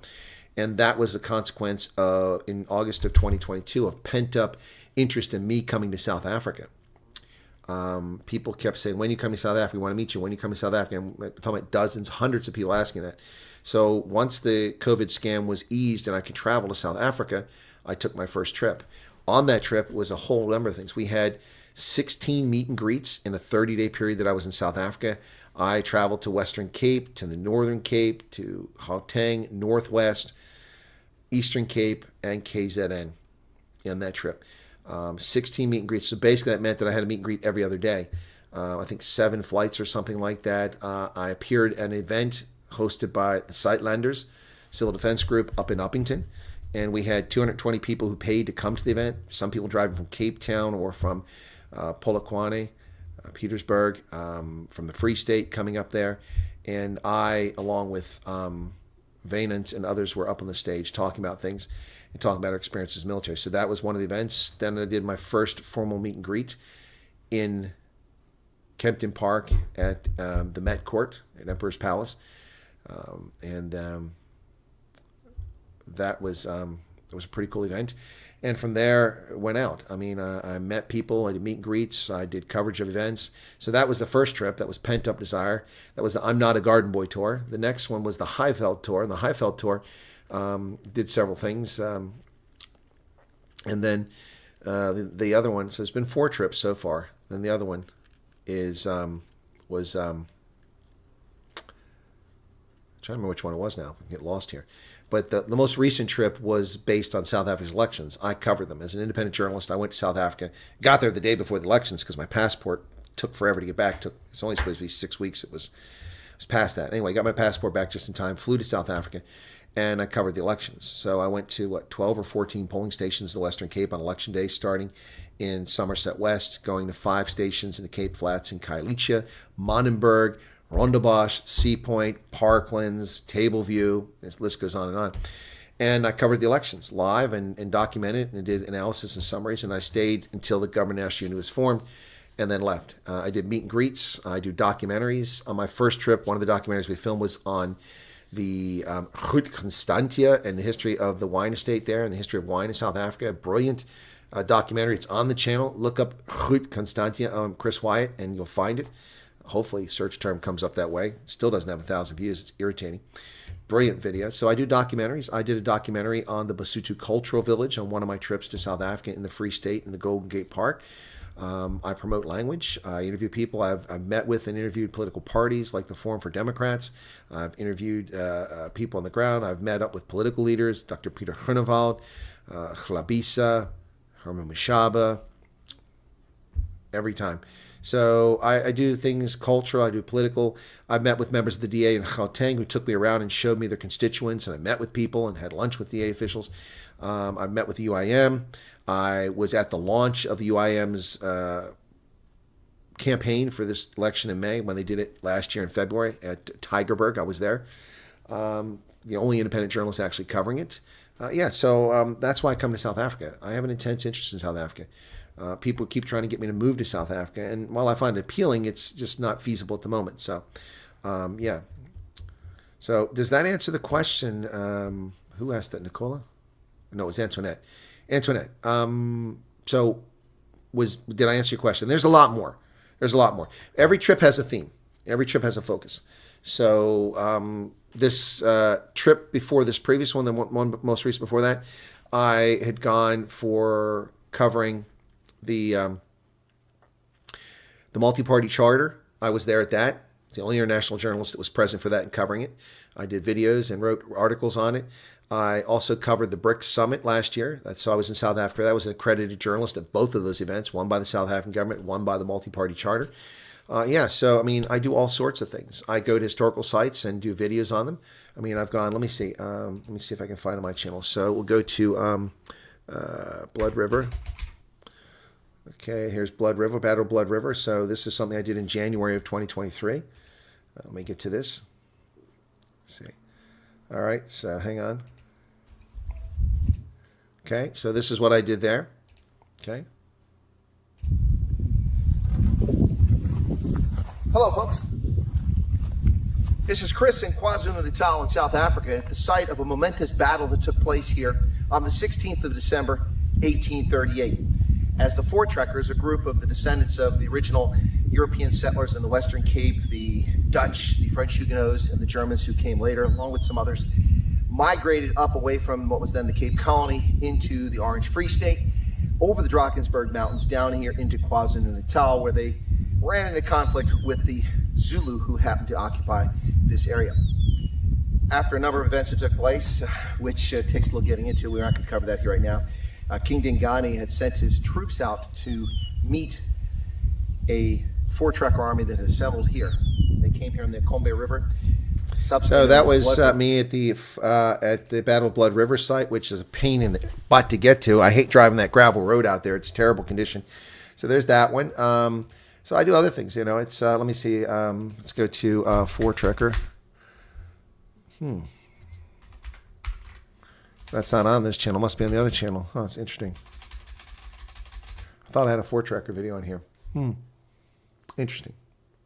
Let me see if there's Table Mountain on there. Table Bay. That's a short.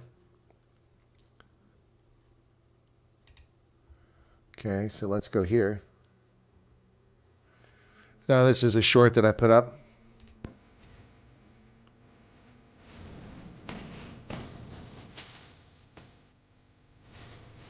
Surprised I didn't get a copyright strike on that one. Oh my goodness, I'm surprised you get a copyright strike on that. I forgot that was on there. I forgot I had her music on. That's funny. So that was a short from Table Mountain.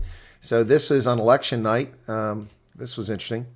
This is another short. This is me in the dark at Table View when the last polling stations were still open. Hey folks, this is Chris, Table View High School in Milnerton. I think it's Milnerton. Just up the coast a little bit from Cape Town. It is hectic here. There are easily 1,400 people standing in this line at 7:57, just an hour before the polls close, and the queues are still long. I talked to a few people who were inside. They waited 2 hours to vote this evening, but apparently it isn't just because there's a lot of people. There's a big turnout, but they only had 2 tablets for people to vote on. That's crazy. Only two tablets. So that's that. Come to the UK. Well, funny you should say that, Nicola. I do come to the UK. I visit my viewers in the UK. I've had meet and greets there, but every one of them has been a single viewer. I've met with Hendo in the UK. I've met with Fiona in the UK. I've met with Keith Alderson in the UK. I've met with Fleshin in the UK. I've met with people in Poole, in the Midlands, in Coventry, and in Oxford. And I'm happy to meet with people anywhere, Scotland, Northern Ireland, wherever it's at. I do go to the UK. I go there to cover rugby and other reasons. In fact, it's been a long time since I've been in the UK. I'm probably overdue for a trip there. Sometimes it makes it cheaper for me to fly to the UK and then go elsewhere. But anyway, no, I do go to the UK. I haven't done meet and greets anywhere else, although I had informal ones in France during the Rugby World Cup. I'm known because of my rugby broadcast. I was recognized so many times. It was incredible. I mean, I was at the Ireland-South Africa game in Paris at the Stade de France, and people just coming up to me. There's like 40,000 people walking around, drinking beer, eating. You could barely see anybody. But because my beard is so distinctive and I'm tall, people, hey, it's the Cornell. They come over, hey, can we get a photo? I mean, it happened over and over again. It was incredible. I go in the stadium because there was too many people out there and I wasn't drinking. So I went in the stadium. And I went to my seat, which I had bought when they first opened up the tickets, and it's just screw people who buy them early, you get screwed. It was at the top row. So I walk all the way up to the top row, and I sit down, and off to the side, this little kid keeps looking at me and kind of pointing to his father. And so I didn't say anything. And eventually the gentleman came over and said, are you the colonel that does the rugby? Yeah. And so anyway, and then I had a meet and greet in Marseille with one of my viewers who lives in Georgia but is a South African. So I've met people in Japan.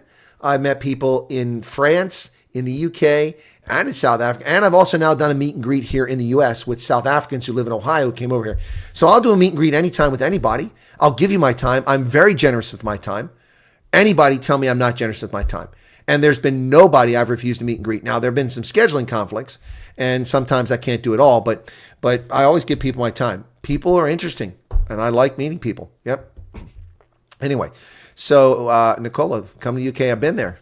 What's with 26 October, 10 Downing Street? What's going on then? Pip is a smart friend from Rustenburg. Okay.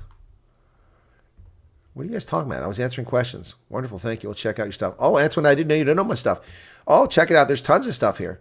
See, that's the thing. I get attacked all the time by bigots and racists and leftist hate wankers because I'm over the target. I'm objective in my analysis. I'm not unbiased. That would be a lie. Nobody's unbiased. That's ridiculous. You can limit your bias. You can be cognizant of your bias. I'm very cognizant of my bias.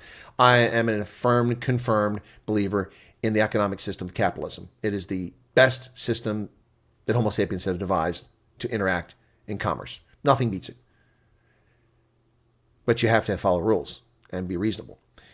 Commerce, capitalism, an avowed capitalist. I'm a conservative. Doesn't mean I'm against change. Just means that I believe in not removing things for transient causes that come and go. So that's who I am. And I'm biased because of that. I'm an American. There's some bias because I'm an American. I am an Anglo-Saxon, so there's probably some bias from that. I'm of Viking descent. Probably no bias there because I didn't even know that until I was an adult. But anyway, my point is that nobody's unbiased, but I am objective. I criticize Ronaldo Cruz. I compliment him. I criticize John Steenhuisen. I compliment him. I criticize Cyril Ramaphosa and never compliment him because there's nothing to compliment him on. I disagree with EFF on virtually everything, but of late they've done the 2 or 3 things that I've agreed with, and I said up front, very clear. I don't like the EFF. I think they're race hustlers and they're dangerous. However, they're correct on this point. And so that's it. And I cover everything around the world. My bona fides are unimpeachable. They're all genuine. I don't fake my CV. The 14 pages of my curriculum vitae are all true. Everything I claim I did on there is a statement of fact. In fact, let me pull up my CV. Because, I mean, you do this periodically, So let me see. Where's that? There it is. That's what I'm looking for. Okay, let's go for long version CV. Let's pull that up. Bring it over here. Okay, I want to view this full screen. Where's the full screen button at? Yeah, close. I don't want that. Come on, give me the... Do it this way. All right, so here you go. All right, so here you go. There you go. Master's Strategic Studies, U.S. Army War College, Master's in International Relations, summa cum laude, Troy University, U.S. Army Command General Staff College, Defense Language Institute, Monterey, California, French with honors, Iowa State University, International Development Studies, BA in History, cum laude, Ohio University, honors, Distinguished Service Order, Gold, Republic of Liberia, Meritorious Honor Award, Department of State, President's Daily Brief, Author Recognition, Director's Annual Agency Award, State of Hesse, Distinguished Military Graduate, Professional Summary. Extensive experience in defense, international development, security assistance programs, security cooperation, peacekeeping, and education field experience in Africa, Europe, Southwest Asia, and North America. Senior leadership experience, extensive Africa, Europe work, adept at leading large organizations, multilingual, tactical, strategic counterintelligence experience, regional specialist for Africa, published author, extensive strategic communications and media experience. Radio host, principal and CEO of the Indaba Africa Group, director of African Studies, U.S. Army War College, senior military advisor, U.S. mission to the African Union.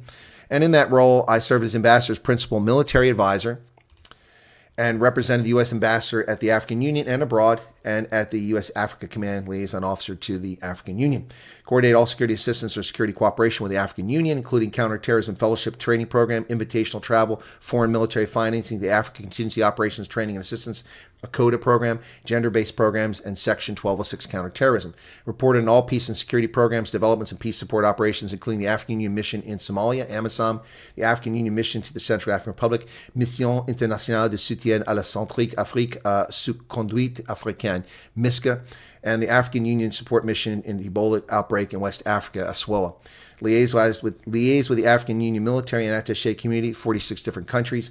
Worked directly with the African Union Peace and Security Council, the Peace Support Operations Division, the AMISOM Military Operations Coordination Committee.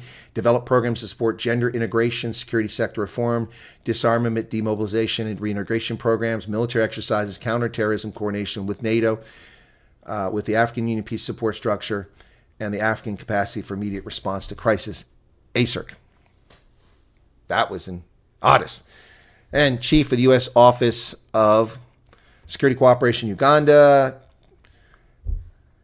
Senior Foreign Area Officer, J5 U.S. Africa Command, oversaw 54 country responsibility, Lieutenant Colonel, Office of Security Cooperation, Mauritania, Lieutenant Colonel, Office of Security Cooperation, Niger, Deputy Division Chief and Branch Chief, South and International Military Engagement Division, Africa Command, Chief, U.S. Office of Security Cooperation, Botswana, Chief, Office of Security Cooperation, Liberia, Deputy Chief, Africa Division, the Defense Intelligence Agency, Major, Southern and Central Africa Branch Chief, Defense Intelligence Agency, the Pentagon, Major, Senior Africa Analyst, Defense Intelligence Agency, Chief of Staff, Cryptologic Mission Management for a $3 billion program at NSA, Executive Officer for Cryptologic Mission Management Strategic Partners Initiative, and the list goes on and on and on and on.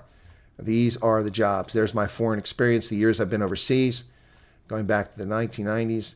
80s, excuse me. Work-related experience. I've worked in Austria, Belgium, Botswana, Bosnia-Herzegovina, Cameroon, Canada, Croatia, Djibouti, Ethiopia, Germany, Ghana, Guinea. The list goes on and on. Published works. Expanding U.S. military command in Africa. Closer look at the new U.S. strategy for Africa. Botswana's Gripen plan highlights. Building partner capacity in Africa. Speaking engagements. The big leap over fossil fuels, renewables in the developing world in Aspen, Colorado. Current state of U.S. Africa trade, Chicago, Illinois.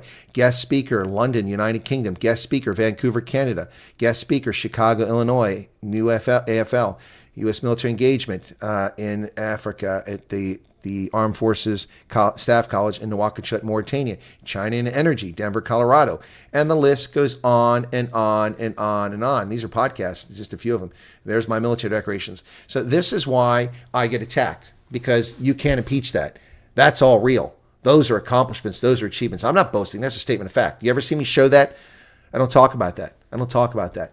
Anyway, so when the people attack you, who give ad hominem attacks, who know nothing about you because they look at your skin color and your gender and your age, and they presume things about you. They're nothing about you, and that's what happens. Anyway, Internet, so I didn't know you didn't know about me. I thought you'd been here before. So there's tons of stuff. You can find me on LinkedIn. Yeah. Yeah, I went to Blood River. Yep. All right, so. Jono used to be a soldier, okay? My grandchildren tell their friends that Santa comes to stay with their nana. Yeah, Santa does come stay with their nana. They're probably going to be heartbroken when Santa's beard goes away.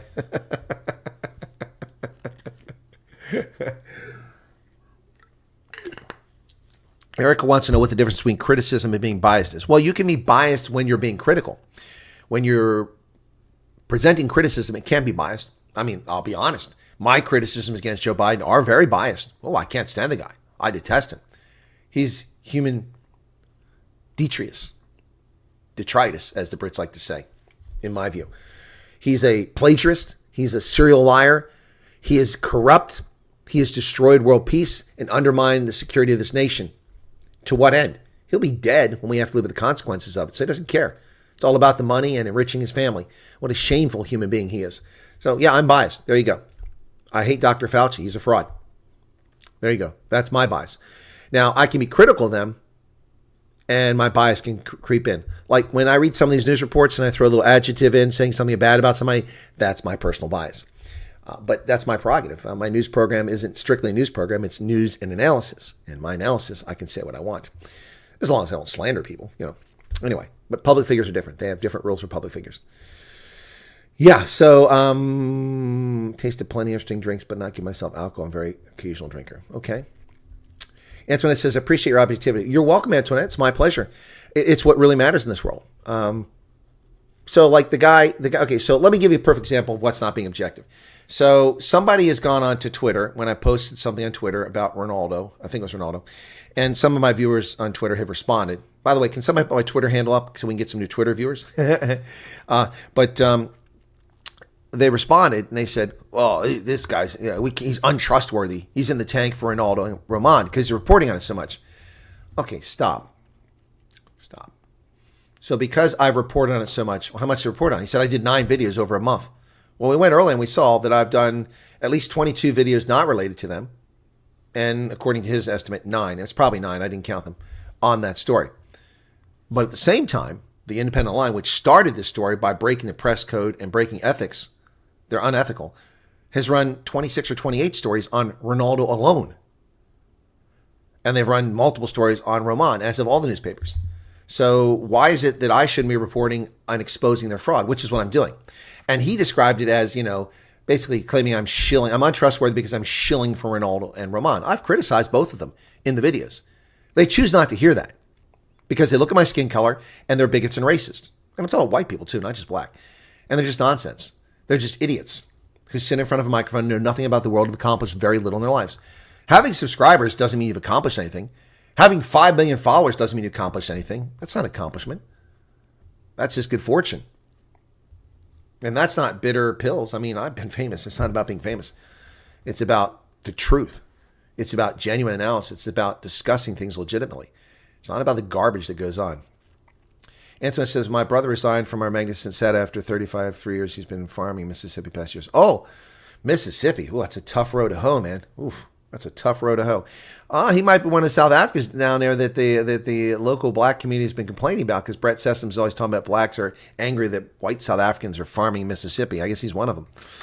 Yep. Am I supporting the Lions on Saturday? No, this Saturday for the Curry Cup Championship, I will be supporting the Griquas. It's the Lions hosting the Sharks, and I'll be supporting the Griquas. Look, I mean, I'm probably going to change kit. I'll probably start with the Sharks and shift to the Lions in the second half. I mean, just to be fair. But anyway, yeah, so that guy's not being objective. He's very biased, and he's not being objective. Oh, he's untrustworthy because he's right. Well, every news outlet's talking about this story. Why should I ignore it? I mean, that's the irony. If I ignored the Ronaldo and Roman Kavanagh story, I would be accused of covering for them.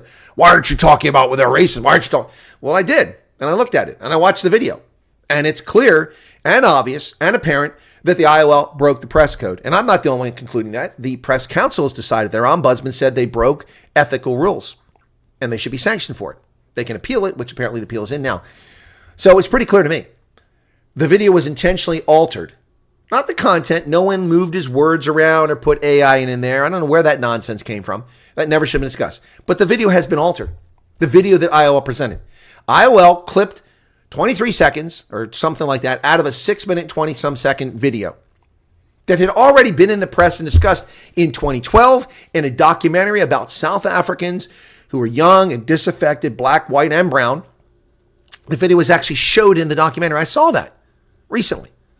And then again in 2019 when the journalist there purportedly tried to blackmail Ronaldo, the one who actually ran the story. The story broke on the day that he was sworn in as a minister. Oh, that's just coincidence, right? They just happen to find this video and claim he's a racist by presenting an altered, edited section of it. Now, the press council gave the IOL lots of benefit of the doubt because they don't have subpoena authority. They can't go and confiscate their emails and their text messages and their phone messages and their phone records and look to see if they actually broke more rules, because they probably did. But they have no authority. They're not a law enforcement agency. But if the police get involved in a lawsuit, IOL better watch out, because if they destroy those records, they're going to be in trouble. If they have those records and they're complicit or guilty, they're going to be in bigger trouble.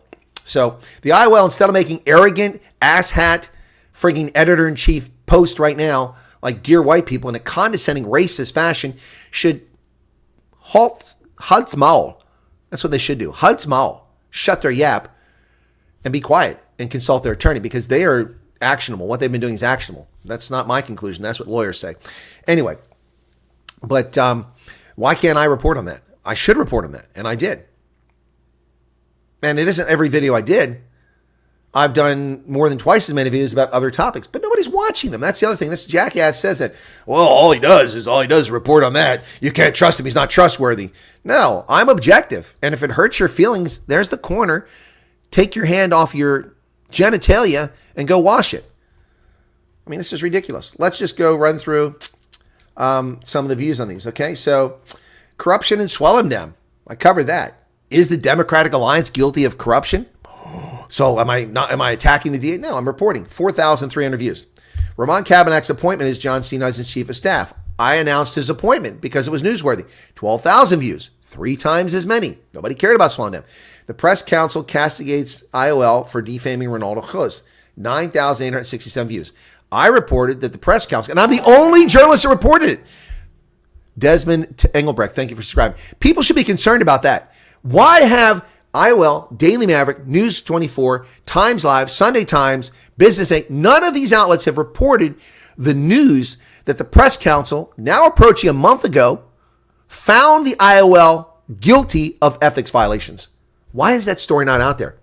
So is this jackass going to be upset because I covered that story? Somebody needs to cover it. It's a real story.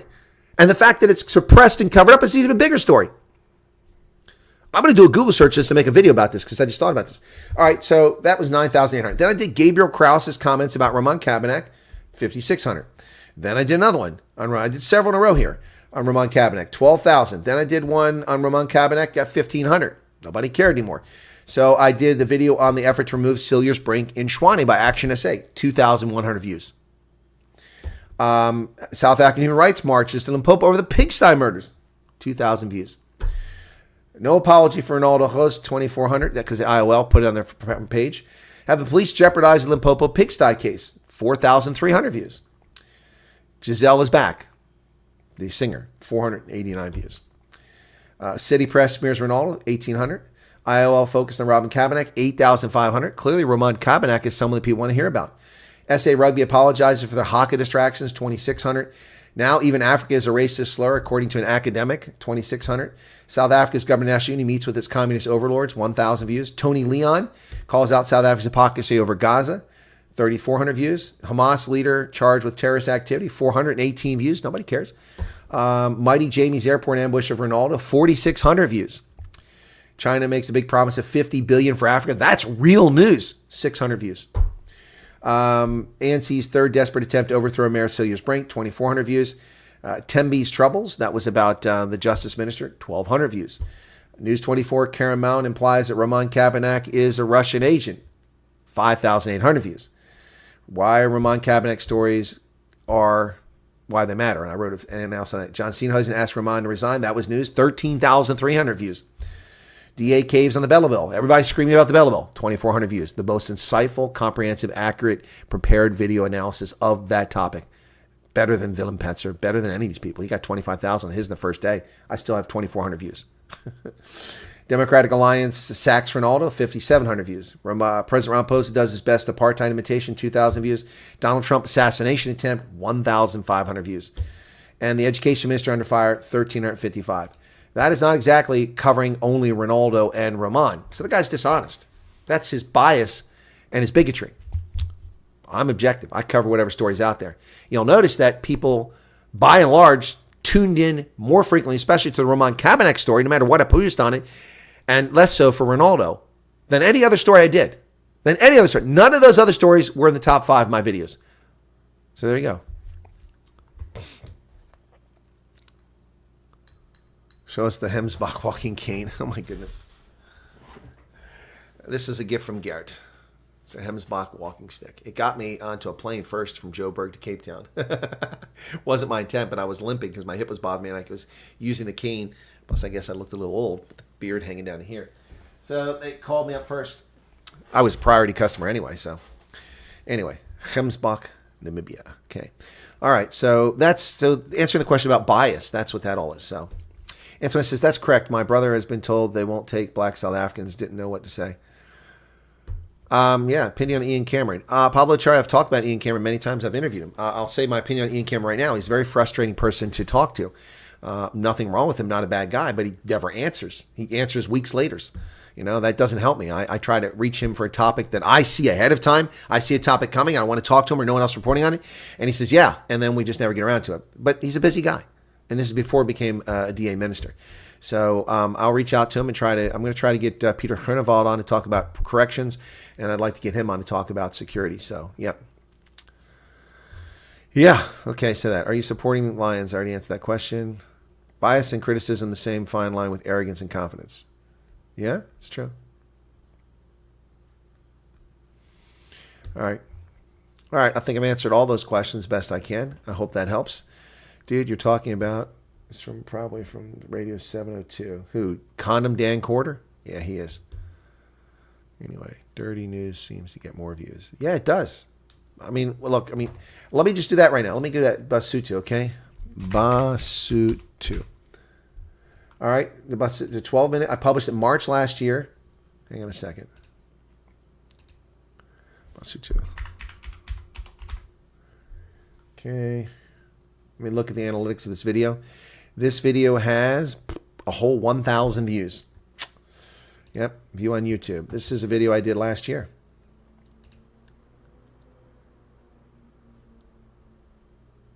Well, it's having a hard time loading from YouTube. What's going on there? There you go.